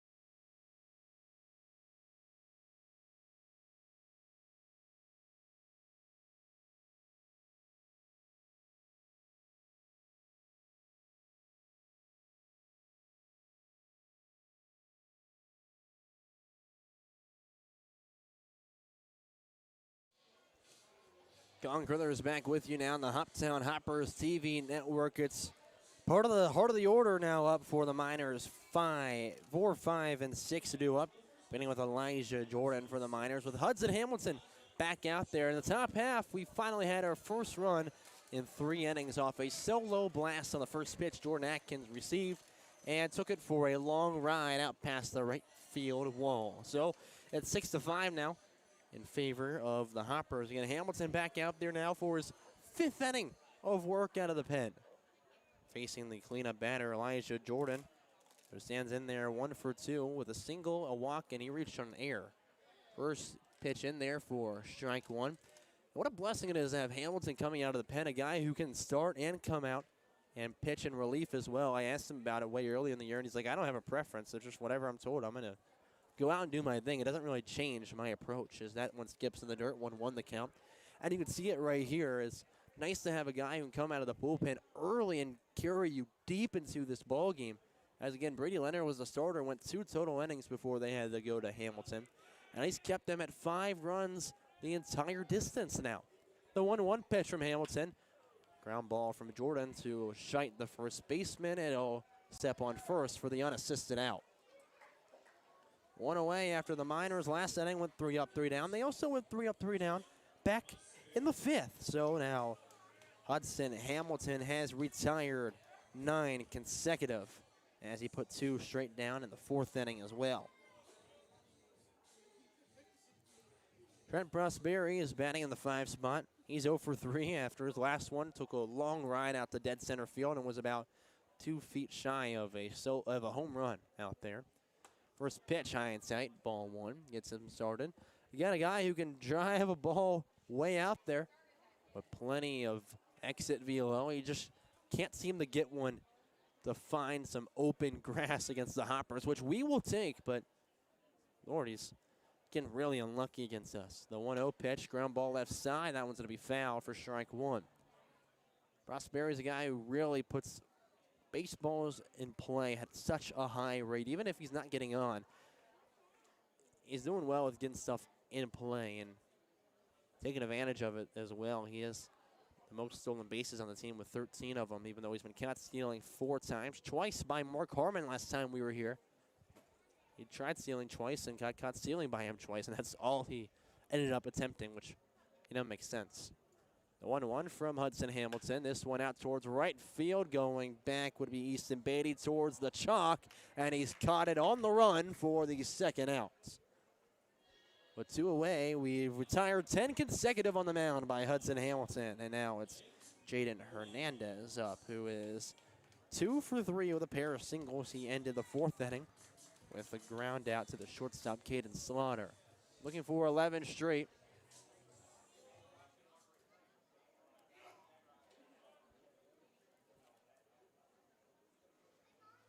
Looks in on the right-on-right matchup in Hamilton.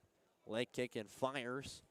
First pitch runs off and misses glove side for ball 1. And looking to put him down in order for the 3rd consecutive inning here as Hamilton. Leg kick again. Round ball left side. Denson will pick it up, and they'll put down the Miners in order for the 3rd consecutive inning. Hoppers hold on to a 6-5 lead as we head now to the 8th. Hamilton has gone 5 scoreless here for the Hoppers on the mound. We'll see if they can add some insurance when we come back. Don't go anywhere. Hoppers at the plate when we return.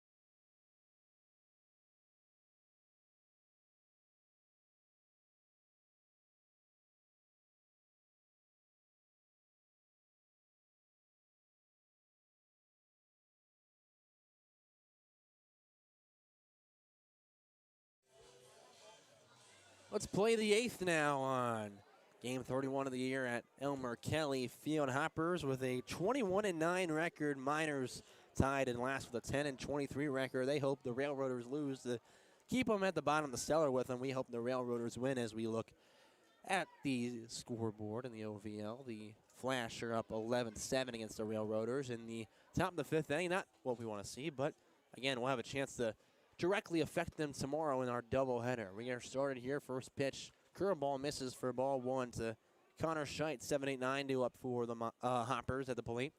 As Pearson Menduick is back out there on the mound after giving up a solo home run to give the Hoppers their 6-5 lead.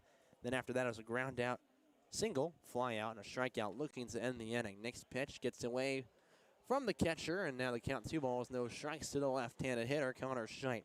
He steps up 0 for 3 as he was last night. It's been a ground out, a strikeout, and a line out to dead center on his line. Could really use a base hit here to set him back in line.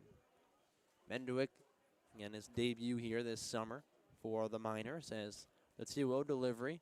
That one just below the knees with a fastball. The count now 3-0 to the McCordsville native.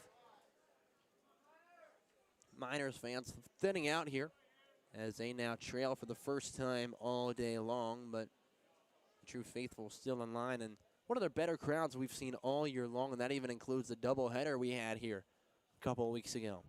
3-0 pitch to the leadoff man, and that one's in there for strike 1. On deck would be Gabe Eddington in place of Easton Beatty as a pinch hitter. And after that is set to be Caden Slaughter. It looks like he is got the helmet on in the dugout and won't come out to hit. Right on left matchup as the right-handed dealer Menduick set and comes to the plate with the next pitch. 3-1's in there, and the count runs full. Scheidt wasn't ready for it, did not think it would catch the zone. It just barely broke back in before crossing the plane for the strike. And no outs with no one on as the leadoff man in the 8th inning has a full count. The 3-2 pitch from Menduick to the plate, and he'll leave it upstairs for a leadoff walk. Scheidt gets on for the first time today and now has been walked in 5 of his last 6 games. They bring up Gabe Eddington, the hit for Easton Beatty, who at the time would have been 1 for 3 with a pair of strikeouts and a single. So it'll be our first pinch hitter of the day on either side. Eddington did not play in yesterday's game as well, so just keeping him fresh. And there'll be a pinch runner, Alex McGuire, coming out to dash the bases for Connor Scheidt, as he'd be the first bit of insurance the Hoppers would have all game long. They were up 2-0 out of the top of the first inning, and then after the bottom of the first, it was 3-2, so that barely counts, honestly. And then there was another 2-run score in the bottom of the second, gave them a 5-2 lead over the Hoppers. They scored 3 in the top of the 4th to tie things up and keep us scoreless until the 7th inning when Jordan Atkins said, "I'm done with this tug-of-war matchup," and just ripped the ropes on their side of the field of play. Speaking of, I don't think I've ever played tug-of-war since, I don't know, PE in grade school. Field day in grade school, I guess. Elementary, I guess is what everyone would call it. First pitch misses inside and low for ball 1 to Gabe Eddington. Outside of that, I know they play a little bit of tug-of-war at Tiger Field, which, again, make it out tomorrow for the doubleheader, as well as later this week when they play at home for the final regular season game on Saturday against Madisonville. Catch those games at 6:30. Well, the doubleheader will start before that. Check online for that start time. Pickoff move over, and McGuire's back in safely. Yeah, that's just a random thought for you. I haven't played tug-of-war in forever. It's an interesting game. Either way, Eddington with a 1-0 start to the count. He's gone 1 for 3 this summer against Madisonville. Batting .318 coming into this at-bat. The 1-0 delivery, he'll leave running off the outside corner. 2-0 now the count. Eddington played for Vol State as the two-way this past year. As a native of Clarksville, Tennessee, now transferring to Trevecca Nazarene, his upcoming 2026-27 year. Also serving as a two-way for the Hoppers. He did pitch last night. So just getting in his reps at the plate to stay ready down the stretch here. He'll most likely play tomorrow, as we'll see a whole bunch of guys get in. Ground ball left side. And it'll count 2-1. And the way that Chris Benny likes to work those double headers, it'll be one starting nine and a completely different one in the second game. But he will pinch hit guys throughout. We'll probably see a few of them come in at one point or another in the opposite game they don't start in. But for the most part, it'll be two separate starting nines for game one and game two. So they're, not worn down too much. He's playing 14 innings of baseball in the heat. It's kind of difficult for anyone, to be honest, even kids. Menduick on the right side of the rubber deals, and the runner takes off, and Eddington fouls it into the backstop for strike two as the count evens 2-2. And going back is Alex McGuire after he was likely to have a stolen base there. And on deck is Caden Slaughter in the ninth spot. Then top of the order due up for the Hoppers, looking to add on to their 6-5 lead in the top of the eighth inning. Still a runner on first and no outs. The 2-2 pitch to Gabe Eddington. We'll have to wait as the delay is a pickoff move over the first. Not in time. McGuire is in safely. Eddington had a .343 batting average with Vol State this past year. Got him the looks to move over to the Nashville area with Trevecca Nazarene.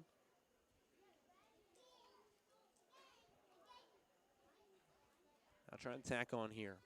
The 2-2 pitch again. That one ripped out towards center field. Prosperi turning the hips, and he'll leap and grab the fly ball for the first out as McGuire scampers back to first.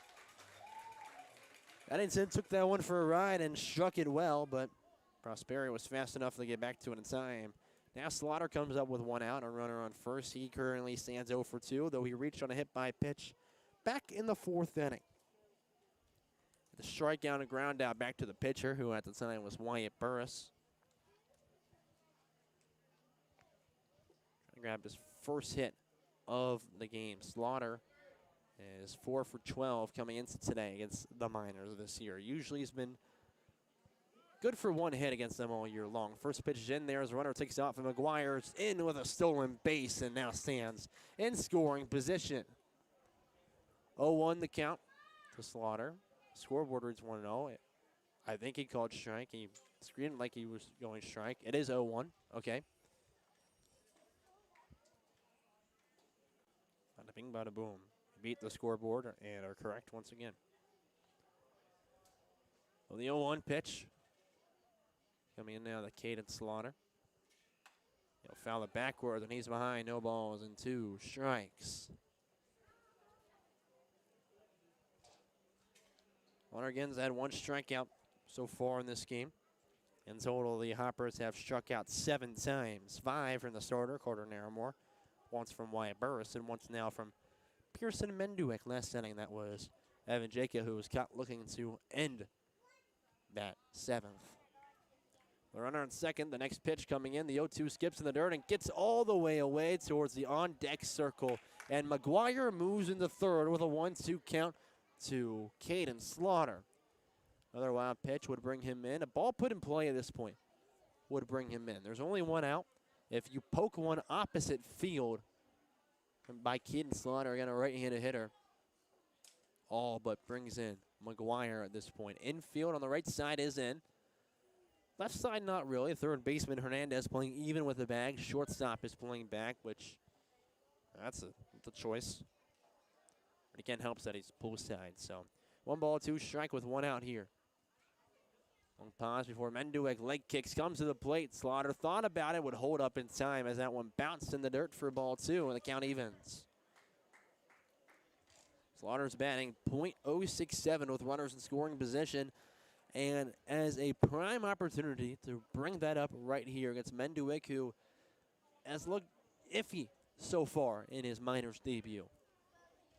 Did decent after giving up the home run, but he's left stuff over the plate. Just guys have put it right at someone in the field of play. The 2-2 pitch, Slaughter right side up the line, goes opposite field for an RBI single, and it's 7-5 Hoppers.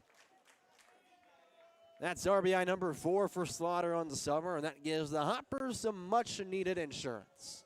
So the runner on first and 1 out And now a 2-run lead they bring up the top of the order with Brennan Gibson on the plates.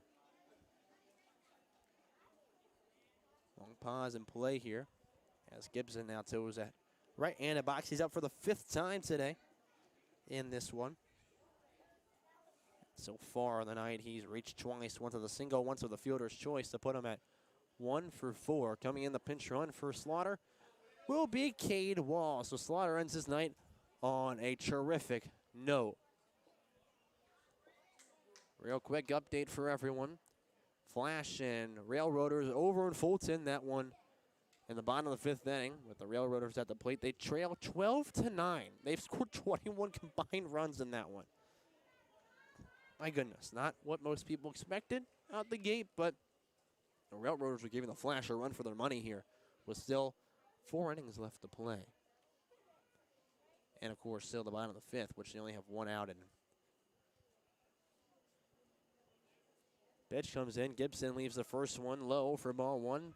How this would work if score stood where they're at. If the Hoppers and Flash win, Hoppers would still be 1.5 games behind. And if they would sweep the doubleheader tomorrow, then they'd be a half game ahead of the Flash in first place and control their own destiny. Pickoff move over the first and back in safely is Cade Wall. If there's any other result, Hoppers would need the sweep and then get some help as well. So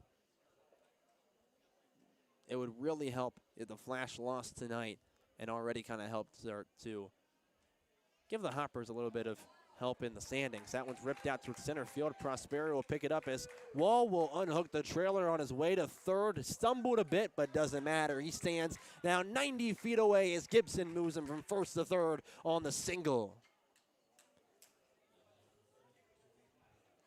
Gibson now has his 2nd base hit of the game, and he's got on and all, but I believe he's got a base hit in all but about 2 games this summer for him. He is a base hitting machine at the plate. Coming up is Jordan Atkins, who last time up had his solo home run to right field. He's got runners on for him this time with still just 1 out. Double play is in order right now for the Miners. If you were the ground one up the middle, they could roll it. But again, you poke one post side for the left-handed hitter, and wowzy, you've blown this game wide open. Stands 3 for 4 with 2 singles and his hit. A dramatic turnaround from last night's 0 for 3 performance, and showing why that bat is as crazy as it is. Pickoff move back in safely is Gibson with Wall standing on third. He's a guy who can come home in an instant if the ball even barely kicks away from the catcher, Landon Vollner. Looking down the barrel is Pearson Menduick, who finally accepts the sign and sets from the stretch. On the right side of the rubber, he'll deal. Runner takes off. There's a throw down to second as it was a delay sealed by Gibson. They'll start the walk-in back as Wall starts creeping towards home.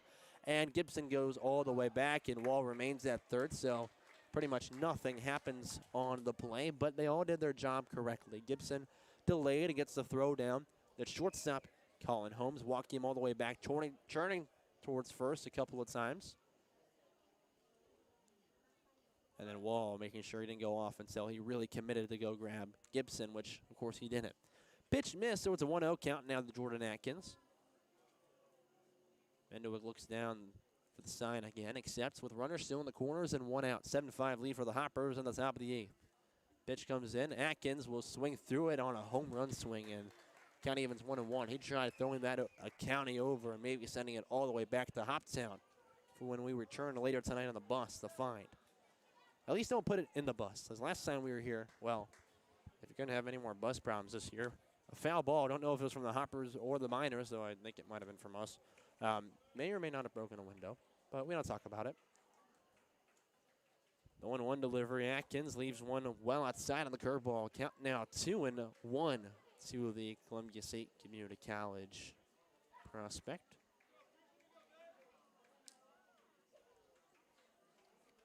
And had a terrific north of 400 average this year as a freshman from Clarksville, Tennessee, out of Rossview High School.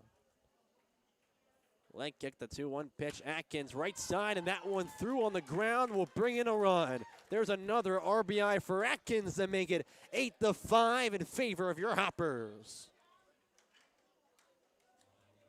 Runners on first and second now as the rally in the 8th continues. They continue to pour on more with the 2 spot. Coming up is their 3rd hitter in the order, Dom Hartman, but he will be delayed as Stephen McNett, head coach for the Miners. So we'll start the trot out towards the mound and call to the bullpen. We'll see a new arm coming out for the Miners. We'll take a quick break and tell you all about them here in just a moment.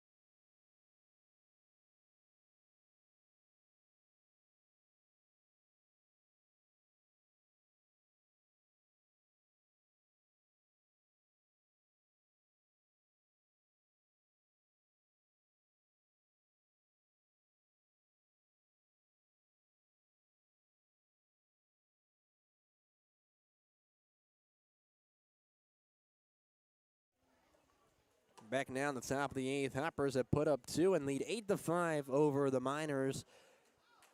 Pearson Menduek just went 1 1/3, did not live up to the standard in his Miners debut where he gave up 3 runs on 5 hits, 1 walk, and 1 strikeout. He's responsible for the runners on first and second, so inheriting just 1 out is the right-handed pitcher, Garrett Williams, out of Dodge City Community College. He's making his 14th appearance and 12 1/3 innings pitched so far, all out of the pen. He carries a 14.59 ERA. He battles Dom Hartman as his leadoff man. He'll square around and pull back as both runners take off. Atkins going in as the throw is there and gets in safely on the backside. So both now, Gibson and Atkins stand in scoring position.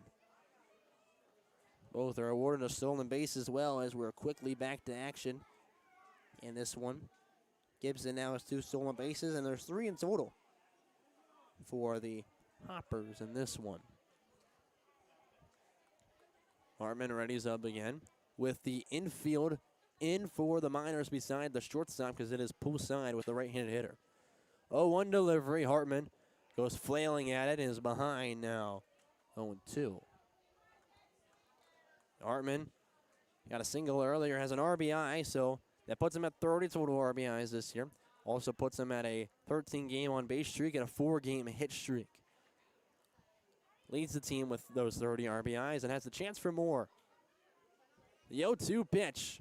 And Hartman will be struck out looking after the curveball breaks into the zone. There's 2 away after the leadoff out. Evan Leonard comes up as the 7th batter this inning. Hoppers got the lead last inning off a home run from Jordan Atkins. They put up 2 this inning, and now Evan Leonard, who is 2 for 4, comes up to the dish. It was a struggle last bit of innings for the Miners as things were slipping away from them.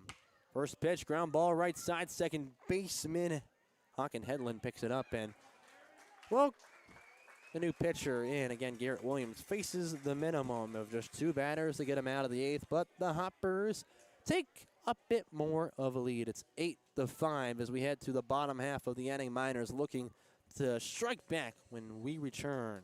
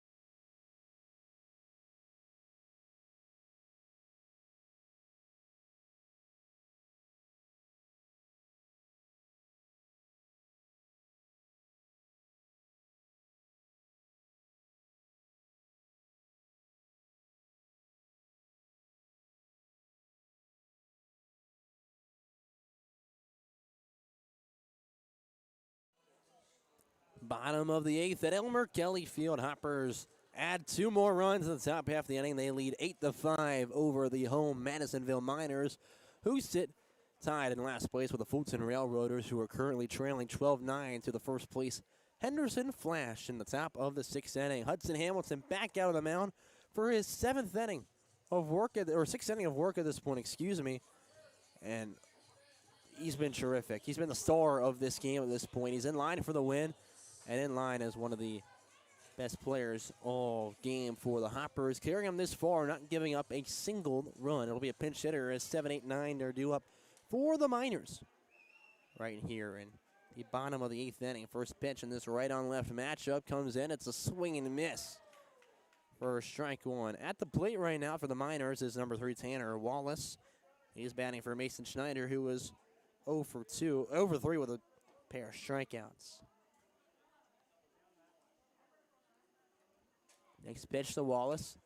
He'll pop up backwards, and he's behind quickly. No balls and 2 strikes. Wallace comes into this at-bat batting .264 with a .409 batting average. Does lead the team with 19 walks, which would help if he wasn't being as aggressive at the plate, as they need guys on at this point with 6 outs remaining to make a comeback. Pitch outside corner, and Hudson Hamilton misses release side. 1-2 the count. Wallace out of Hazlet, Texas, plays with Rose State College. He finished up his freshman year, majoring in business. Did not make an appearance this spring, though, with Rose State. The 1-2 delivery, Hamilton misses upstairs. 2-2 now the count. Wallace is listed as a 2-way guy, but has really only hit for the Miners this year. Has not seen the mound. Now another Texas matchup. As a Granbury, Texas native, comes in with the 2-2 pitch. It's a swing and a miss, and Hamilton's got the first guy down with a strikeout. To begin the bottom of the 8th inning, we head now to the 8th spot with Landon Vollner, but instead it's going to be a pinch hitter for him. It's going to be someone else up, not Vollner, as the PA announced. That'll be, no, it will be Landon Vollner, excuse me. I thought that was someone else. I apologize for that. Vollner currently over 2, though he has a hit by pitch that he reached on, and currently Jacob and Hamilton are having a very quick discussion with 1 out here in the bottom of the 8th inning. 5 outs remain for the Hoppers to secure win number 22 and get that much closer to the finish line and keep them within closing distance against the Flash tomorrow. No matter what, if they win, they have a chance to take first back yet again. That's a first pitch hit by pitch, and Vollner's on safely. Tying run now stands on deck. Yeah, that's all you can ask for. Hoppers have led a majority of the year, but their biggest issue, besides a couple losses to the Flash, it's been rainouts have plagued them. They've played 3 less games than the Flash. They have the same amount of losses. And with that, the Flash have won them all. They're 24-9, as the Hoppers are 21-9 right now. And the Hopper and the Flash have taken their 1.5 game lead just because of that. So if the Hoppers were able to play as many games, who knows if they would have won them all, and potentially could be in there in first place still. They've been in first a majority of the year, and then that's the reason it's been snatched away from them. They've been unable to climb back. Pinch hitter up now for Colin Holmes. It's going to be Ryan Mesa now batting in the 8th inning. First pitch in this right-on-right matchup. High and tight, ball 1. Mesa, a native of Appleton, Wisconsin, who hasn't gotten too many hits. Only 3 of them so far, 2 singles. One's a home run, and of course that home run was against the Hoppers at Tiger Field. The 1-0 pitch. Mesa leaves down the middle for strike 1 as the count evens 1 apiece. Mesa now plays with Bitterrow University, where he finished up his redshirt junior year with a 118 batting average and 17 at-bats this spring. He's got a .065 and 46 at-bats this summer. The 1-1 pitch from Hudson Hamilton comes to the dish and is a couple levels too high upstairs, 2-1 the count. Mesa, 5'9", in that right-handed box, majoring in accounting. He's a 2-year starter in baseball and football back at Appleton High School. And stuck with Bitterrow his whole way. The 2-1 pitch from Hamilton. Ground ball right side into right field for a single to follow up the hit by pitch, and now the tying run comes to the plate against Hudson Hamilton. He's gone scoreless through his 5 innings of work so far. Now in the 6th, he's in danger of giving up his first bits of run as we give Isaiah Smith a try now at the plate with runners on first and second. He's up at the top of the order for the 5th time today. He stands 0 for 4, though he reached back in the 2nd with a fielder's choice. Hamilton leg kick and fires. Outside corner, catches the zone for strike 1. And Isaiah Smith didn't start the year with the team, but has done terrific in a joint for the Miners, even though it wasn't day 1, he wasn't with them. He joined still pretty early as that one's outside, 1-1 the count. He leads the team with the best average and on-base percentage of .349 and a .506 respectively. Has the only triple on the team and leads the team with 19 runs. He's only recorded 2 RBIs, though. That's a grand old ratio. 2 RBIs on 19 runs. It means he's just not batting with runners on very often. Tries to square around, holds it as is low, and does not connect. He's behind 1-2 now in the count. Hamilton a chance to sit one down for 2 outs right here. Would be massive for the Hoppers to try to hold on to their 3-run lead. Hamilton stares down the aisle and now accepts the sign. Runners on first and second, 1 out in the bottom of the 8th. Pitch comes in. That one down Broadway for a punch out looking, and Hamilton has 2 strikeouts in the inning. We got a Levi Watts in the 2-hole, who currently has reached twice with 2 walks. Is 0 for 2 though. Watts did take us deep when we were last here, the center field in game 1 of the doubleheader.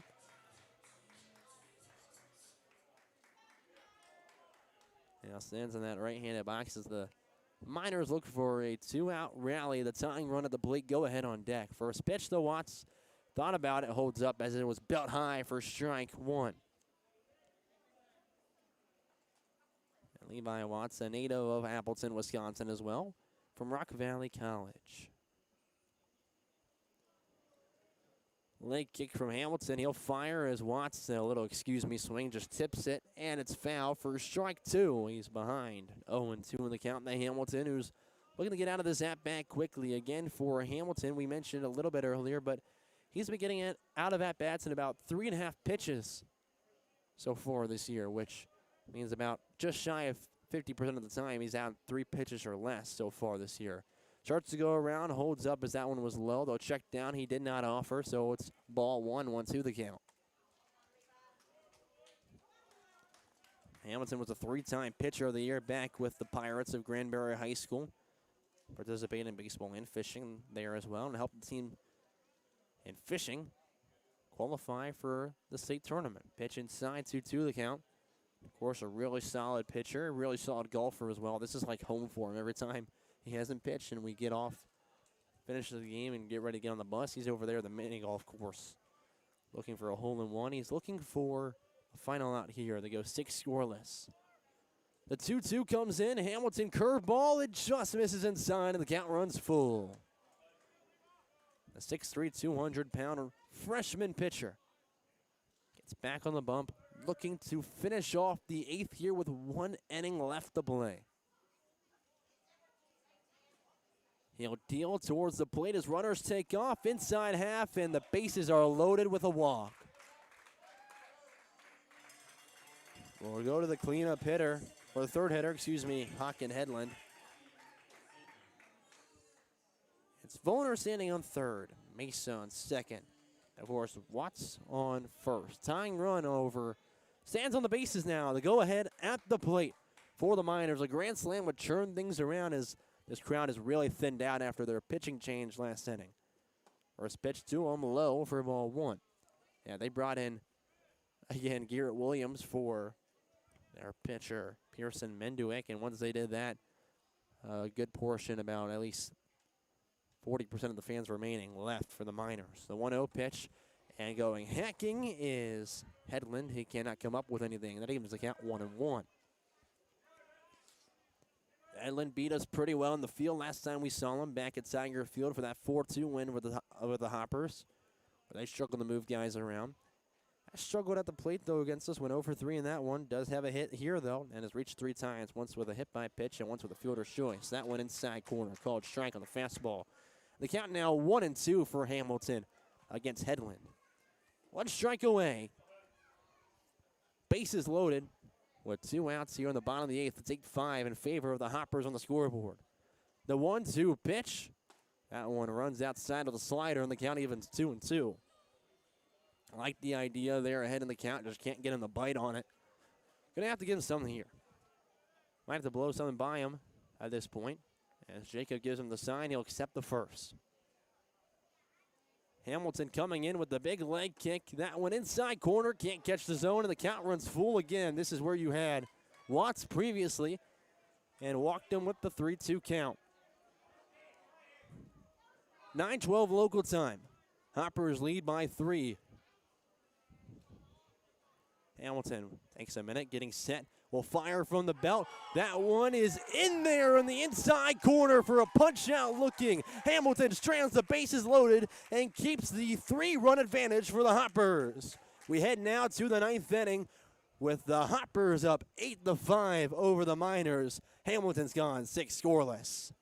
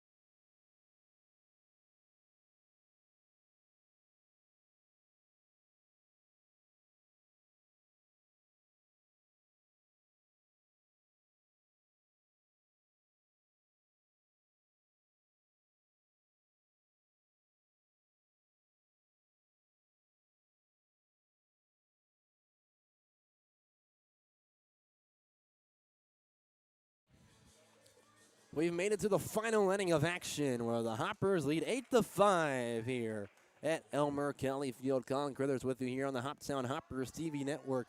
Taking a look at the OVL scoreboard. Flash lead 12-9 over the Railroaders in the top of the 7th inning still. But Hoppers got to close out this one. They'll send up Miles Denson as we go 5, 6, 7 through the order. They sent up 7 last inning where they scored 2 and gave themselves a bit of insurance to work with. Garrett Williams still the pitcher. First one comes in. Fastball, dead center field, going back a long way. Prosperi up against the wall. He's going to catch it on the warning track, and there's one away. It was Atkins and Denson that made their debuts yesterday. They both almost had a solo shot on the first pitch they saw in an inning. That's only Atkins right now, though. Now coming up will be Nick Johnson, who was pinch hitting for Evan Jacob. We'll say last inning, forgot to mention there was some offensive changes after Hamilton's gone 6 scoreless innings with 3 strikeouts last inning alone. First pitch to Johnson skips up for ball 1. Johnson was not a part of the defensive changes. It was Wall was playing short, Riggs over at first, and Eddington out over at right field. Johnson comes in for the catcher at this point. The 1-0 pitch. Ground ball up the middle. A broken bat is stopped by the second baseman deep in the hole, but there's no chance for a throw, and Johnson reaches with the single to put him on.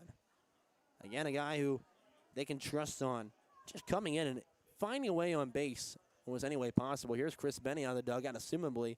And again, every single time they bring in a pinch runner for him. It'll be Reed Hayes that comes in to run for Nick Johnson, who batted in Evan Jacobs' spot.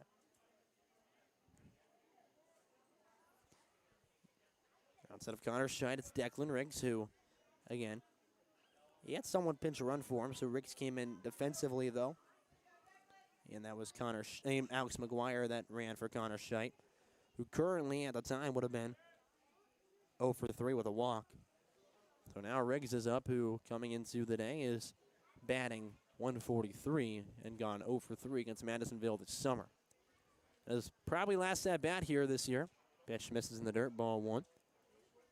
Love to end his Elmer Kelly Field career with a nice knock as the Hoppers lead 8-5.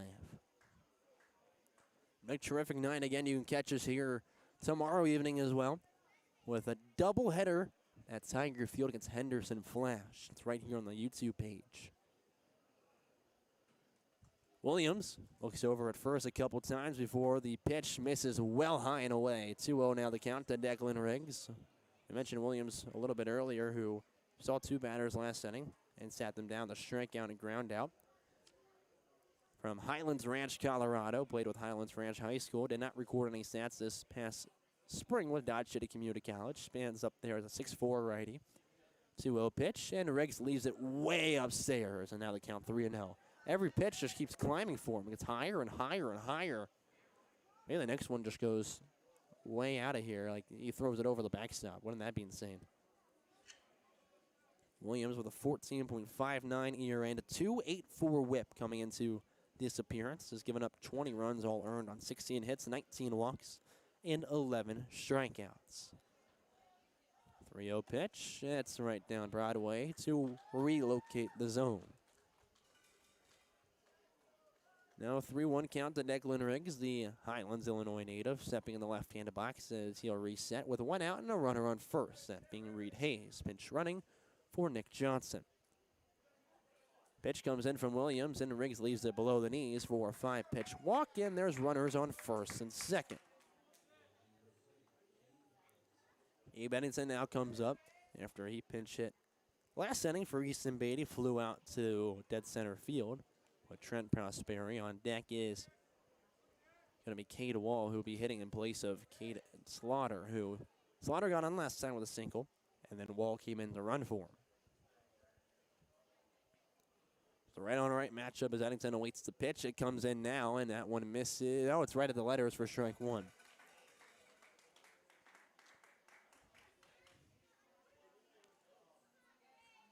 Now he'll reset. The new Trevecca Nazarene prospect. Oh, 1 pitch from Williams comes in. He'll go swinging at the next one and comes up empty. County out behind 0-2 now for Eddington against Garrett Williams. Runner still on first and second with 1 out. Again, Wall standing on deck looking for his first at-bat in this game. Hopper is still looking for more. Williams looks back towards second twice before delivering, and Williams gets him chasing one on the outside corner. Eddington's down with a strikeout, and now Cade Wall will come up for his first at-bat of the game, trying to keep the ninth inning alive. He's the fifth batter to come up, still with runners on first and second, but now 2 outs. The score 8-5 still in favor of the Hoppers. Cade Wall is a guy with plenty of speed, can lay one down the third base line, but the third baseman Hernandez is pinched in. That's called knowing your scouting report. First pitch, and he'll blow one by Cade Wall, who cannot connect on the swing and miss. So strike one. Wall entered today with a .345 batting average. Has gone 3 for 9 against the Miners this summer. And now batting against them here at Elmer Kelly Field for the last time. We'll play them again on Saturday at Tiger Field, no matter what. And, well, no matter what with rain. But, again, after that, it's postseason time, so who knows what's going to happen. Pitch misses outside, 1-1 now the count. So no one else is really promised. We're not promised to play Paducah again this year. We're not promised to play full count again this year. But the other three we are. At this point, Henderson tomorrow, Fulton on Friday, and Madisonville again on Saturday. But, yeah, not sure who the postseason opponent will be right now, as that one misses, and I count 2-1. Right now, it's likely that we'd be the 2 seed, and the 3 seed would be full count who we'd play in a best-of-3 series, and then after that, the championship series is also a best-of-3 if they make it to that point. If we were going the first place and third and fourth were to remain put, the Chiefs just 3.5 games behind the Rhythm, then we play the Chiefs in that semifinals game most likely. 2-1 misses down to the bottom of the well. Now to 3-1 to Cade Wall. He's reached this year on 9 walks to hit by pitches. That brings up his on-base percentage to a .455. 3 balls, 1 strike with his right-on-right matchup as Williams looks back towards second. Now a leg kick towards the dish, and he throws one down the middle, back pick down the second, and Reed Hayes scampers back quickly. Count runs full to Cade Wall. Has 11 strikeouts, 8 of them have been looking, so when he's swinging, he's usually making contact. He's made contact with 80% of the pitches he's swung at so far this summer. And Wall out of Russellville, Kentucky. He played with Logan County High School. And now plays with the U.S. Sports University. The full count pitch with 2 outs at the top of the ninth. Runners take off, but it's in the dirt for a walk, and there's his 10th base on balls this summer.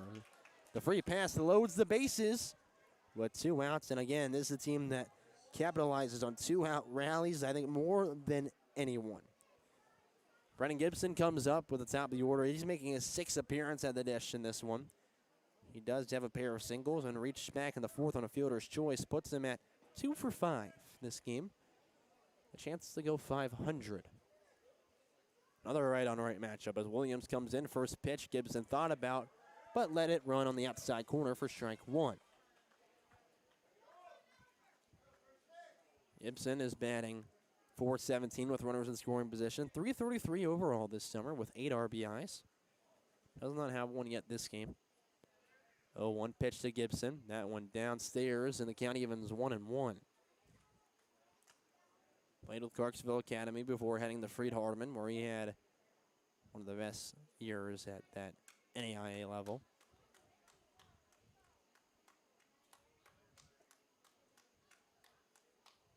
One ball, 1 strike as Williams will leg kick, comes in the Gibson. That one away upstairs. Good stop by Volner to keep the runners right where they're at still with the bases loaded. 2-1 the count.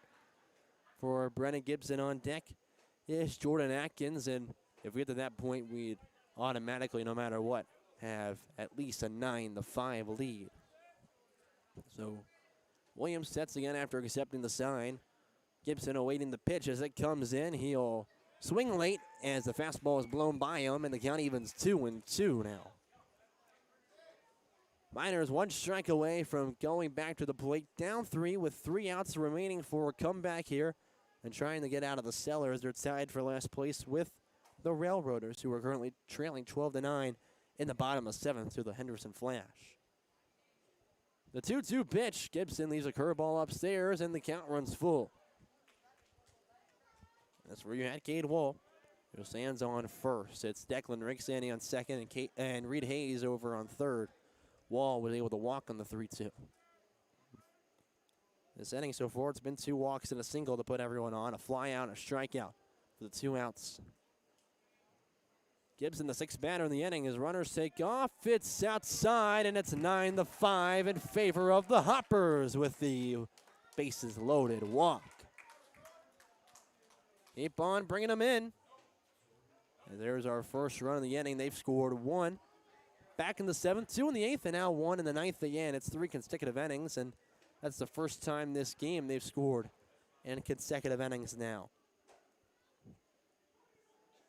Bases still loaded. Now at the plate is Jordan Atkins, and, well, we all remember what he did back in the 7th with that leadoff single to take the lead, and things haven't looked back since. Ground ball right side. First baseman picks it up, goes over the first, and Atkins does not beat him out by half a step. Williams is over on first, and that'll end the top of the 9th. But the Hoppers do grab one more. They lead at 9-5 as we head to the bottom half of the 9th. 3 outs away from win 22.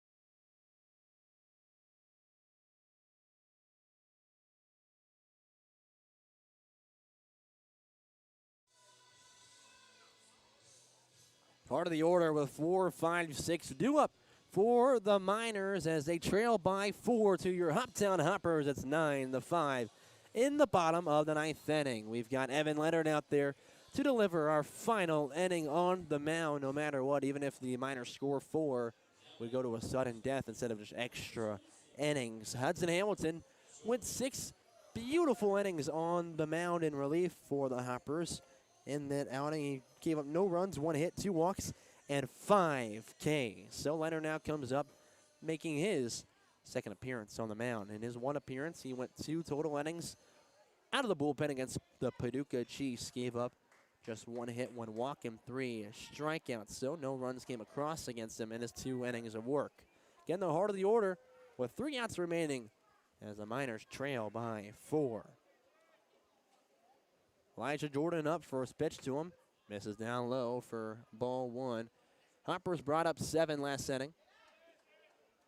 And that's how they were able to bring in that runner off the bases loaded walk and give them the 9-5 lead.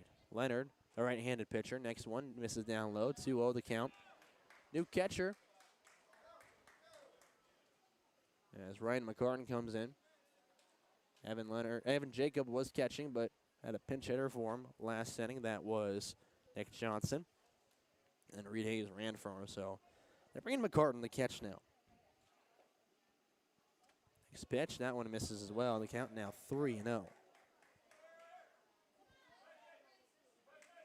Now a 3-0 count as Leonard looks down the barrel. Again, a 2-way, not only for the Hoppers, but for Cleveland State Community College. Obviously really just hitting, though, for the Hoppers. He's saving his arm for his college season. That one's right down Broadway in the count. Now 3-1 for the Clarksville, Tennessee native out of Clarksville Academy. A 6'1" right-handed pitcher. He hasn't caught this year for us, but he graduated as a catcher and also catches for Cleveland State And he graduated the number 16th ranked catcher in the state of Tennessee by perfect game. That one down low, and there's a leadoff walk.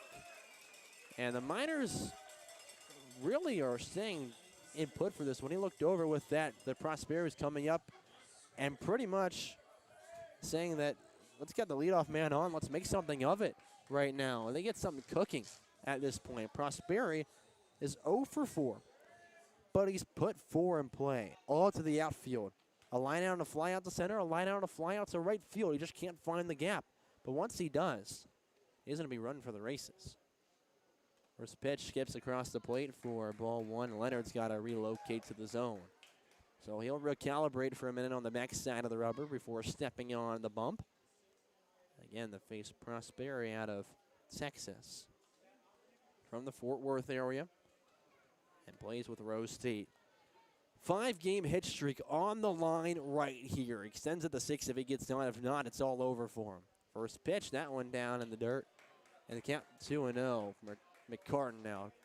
Taking a moment to walk out and have a conversation with Evan Leonard. We also have a couple more changes on the defense as Max Kirby walks out of the dugout and starts to head to the mound. Dom Hartman moves to play third base.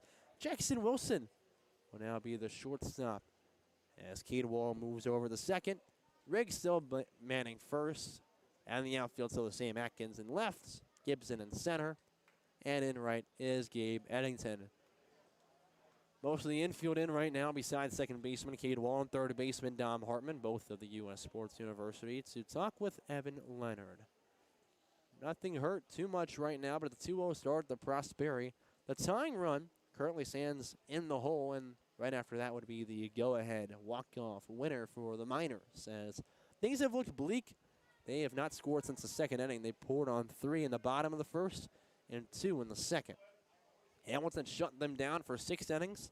Now Evan Leonard looks to shut them down one more time. You have the Hoppers a win here in their second-to-last road game of the regular season. Sounds crazy to say that. We've flown through the year. Pitch downstairs, and now it's 3-0 as it skipped across the plate again.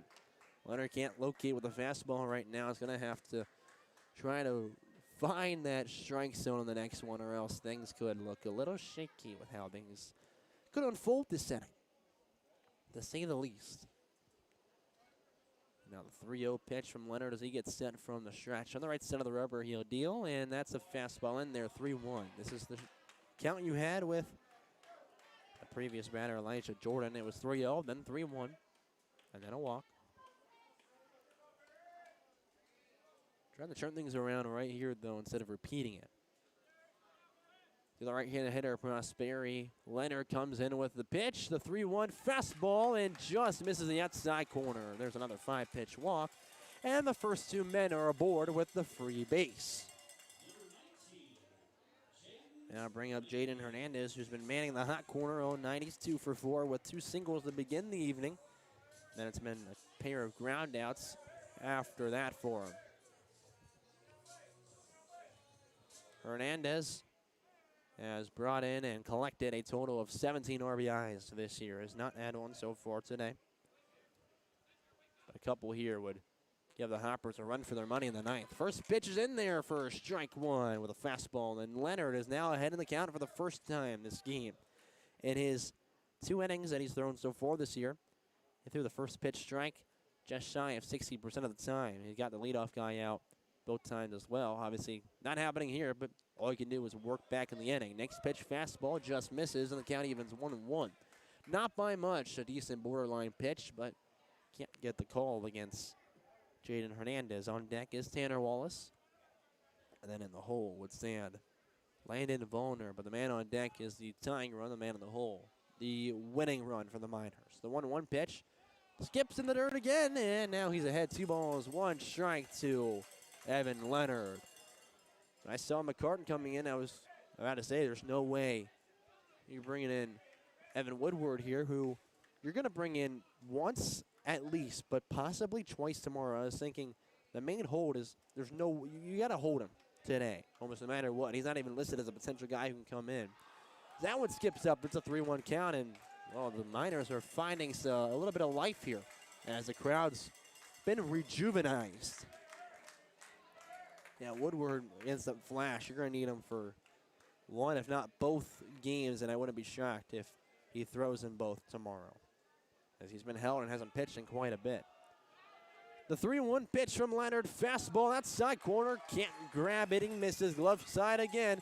It's a hat trick of walks to load the bases with no outs, and the tying run now at the plate. Lord, we're going to have a bottom of the ninth, aren't we? Hoppers, cardiac kids, whatever you want to call them, giving us a scare and a run for our money, because why wouldn't they? They always have to make every game uber exciting. Tanner Wallace is 0 for 1 after pinch hitting for Mason Schneider. There's a strikeout swinging for him against Hudson Hamilton. First pitch he sees with bases loaded and no outs. 9-5 lead for the Hoppers. Misses in the dirt, and the count 1-0. McCartan waits before throwing back, and I feel like you got to take your time before you're throwing back too much, as there might be someone warming up in the pen. And from our angle where I sit in the stands, which is pretty much the angle you guys are looking at here on the YouTube stream, I cannot see the Hoptown bullpen at all. Like, not even a chance if I stood up or anything. The 1-0 pitch below the knees with a fastball, and he's behind 2-0. Miners dugout fired up right now, as they have a chance to spoil the Hoppers game here. The Flash are up by 4 in the 8th inning, 13-9 now. They look to win. If the Hoppers don't, they're in a world of trouble for first place. A huge swing and miss, and now the count 2-1 for Wallace. He tried parking that one above the tree line in right field. If he made contact, he would have driven it far. I don't know if it would have gone, but would have spelled trouble. As Leonard leg kicks the 2-1 pitch, another fastball found backwards. The count evens 2-2. It's the first time that Leonard's had 2 strikes on a batter in this inning.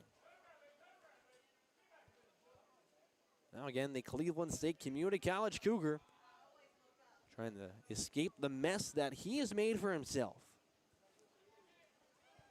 2 balls, 2 strikes.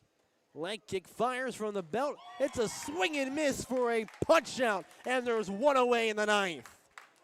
2 outs remain for the Miners with bases loaded still. And they'll bring up Landon Volner. No, that's going to be a pinch hitter for sure. Last time he came up, I was like, maybe it's a pinch hitter. No, this one for sure. It's Casey Lowe coming in to hit. Casey Lowe enters this game, who is also a catcher, as a 247 batter collecting 19 RBIs. A freshman, a redshirt freshman, standing 5'6" out of Frontier Community College, and a native of Hazlet, Texas. At a 357 batting average this past spring. 411 on base percentage this summer for the Miners. Getting on is critical right here, as he's reached with 18 hits, 14 walks, and 7 hit by pitches. He's also collected 15 strikeouts. Leonard trying to grab one of those illustrious outs here. Inside corner with a fastball. Can't find the zone. He's behind 1-0. A ground ball here wouldn't hurt, even if you just get 1 out and a runner scores. That runner on third doesn't matter. The runner on second doesn't matter. But after that, you start to get a little dicey. Well, those first few don't really matter. You can give them something to work with. The 1-0 pitch. Fouled backwards. The count evens 1-1. Again, you can't leave it way over the plate. And if you hang one, well, obviously they could mash it out of here, and that would tie the game. A grand slam would tie us up, which not the most likely in the world. You're not seeing grand slams every day, obviously, but not out of the question. If the baseball gods are in favor of the Miners, causing chaos here at Elmer Kelly Field for one of our last games of the regular season. Leonard gets set with the 1-1 pitch. Comes now to the dish with it and misses above the letter's eye high with a fastball. Count now 2-1 in favor of the batter, Casey Lowe. He's the 5th to come up this inning for the Miners after 3 consecutive walks to begin the outing for Evan Leonard out of the bullpen. Trying to close this one out.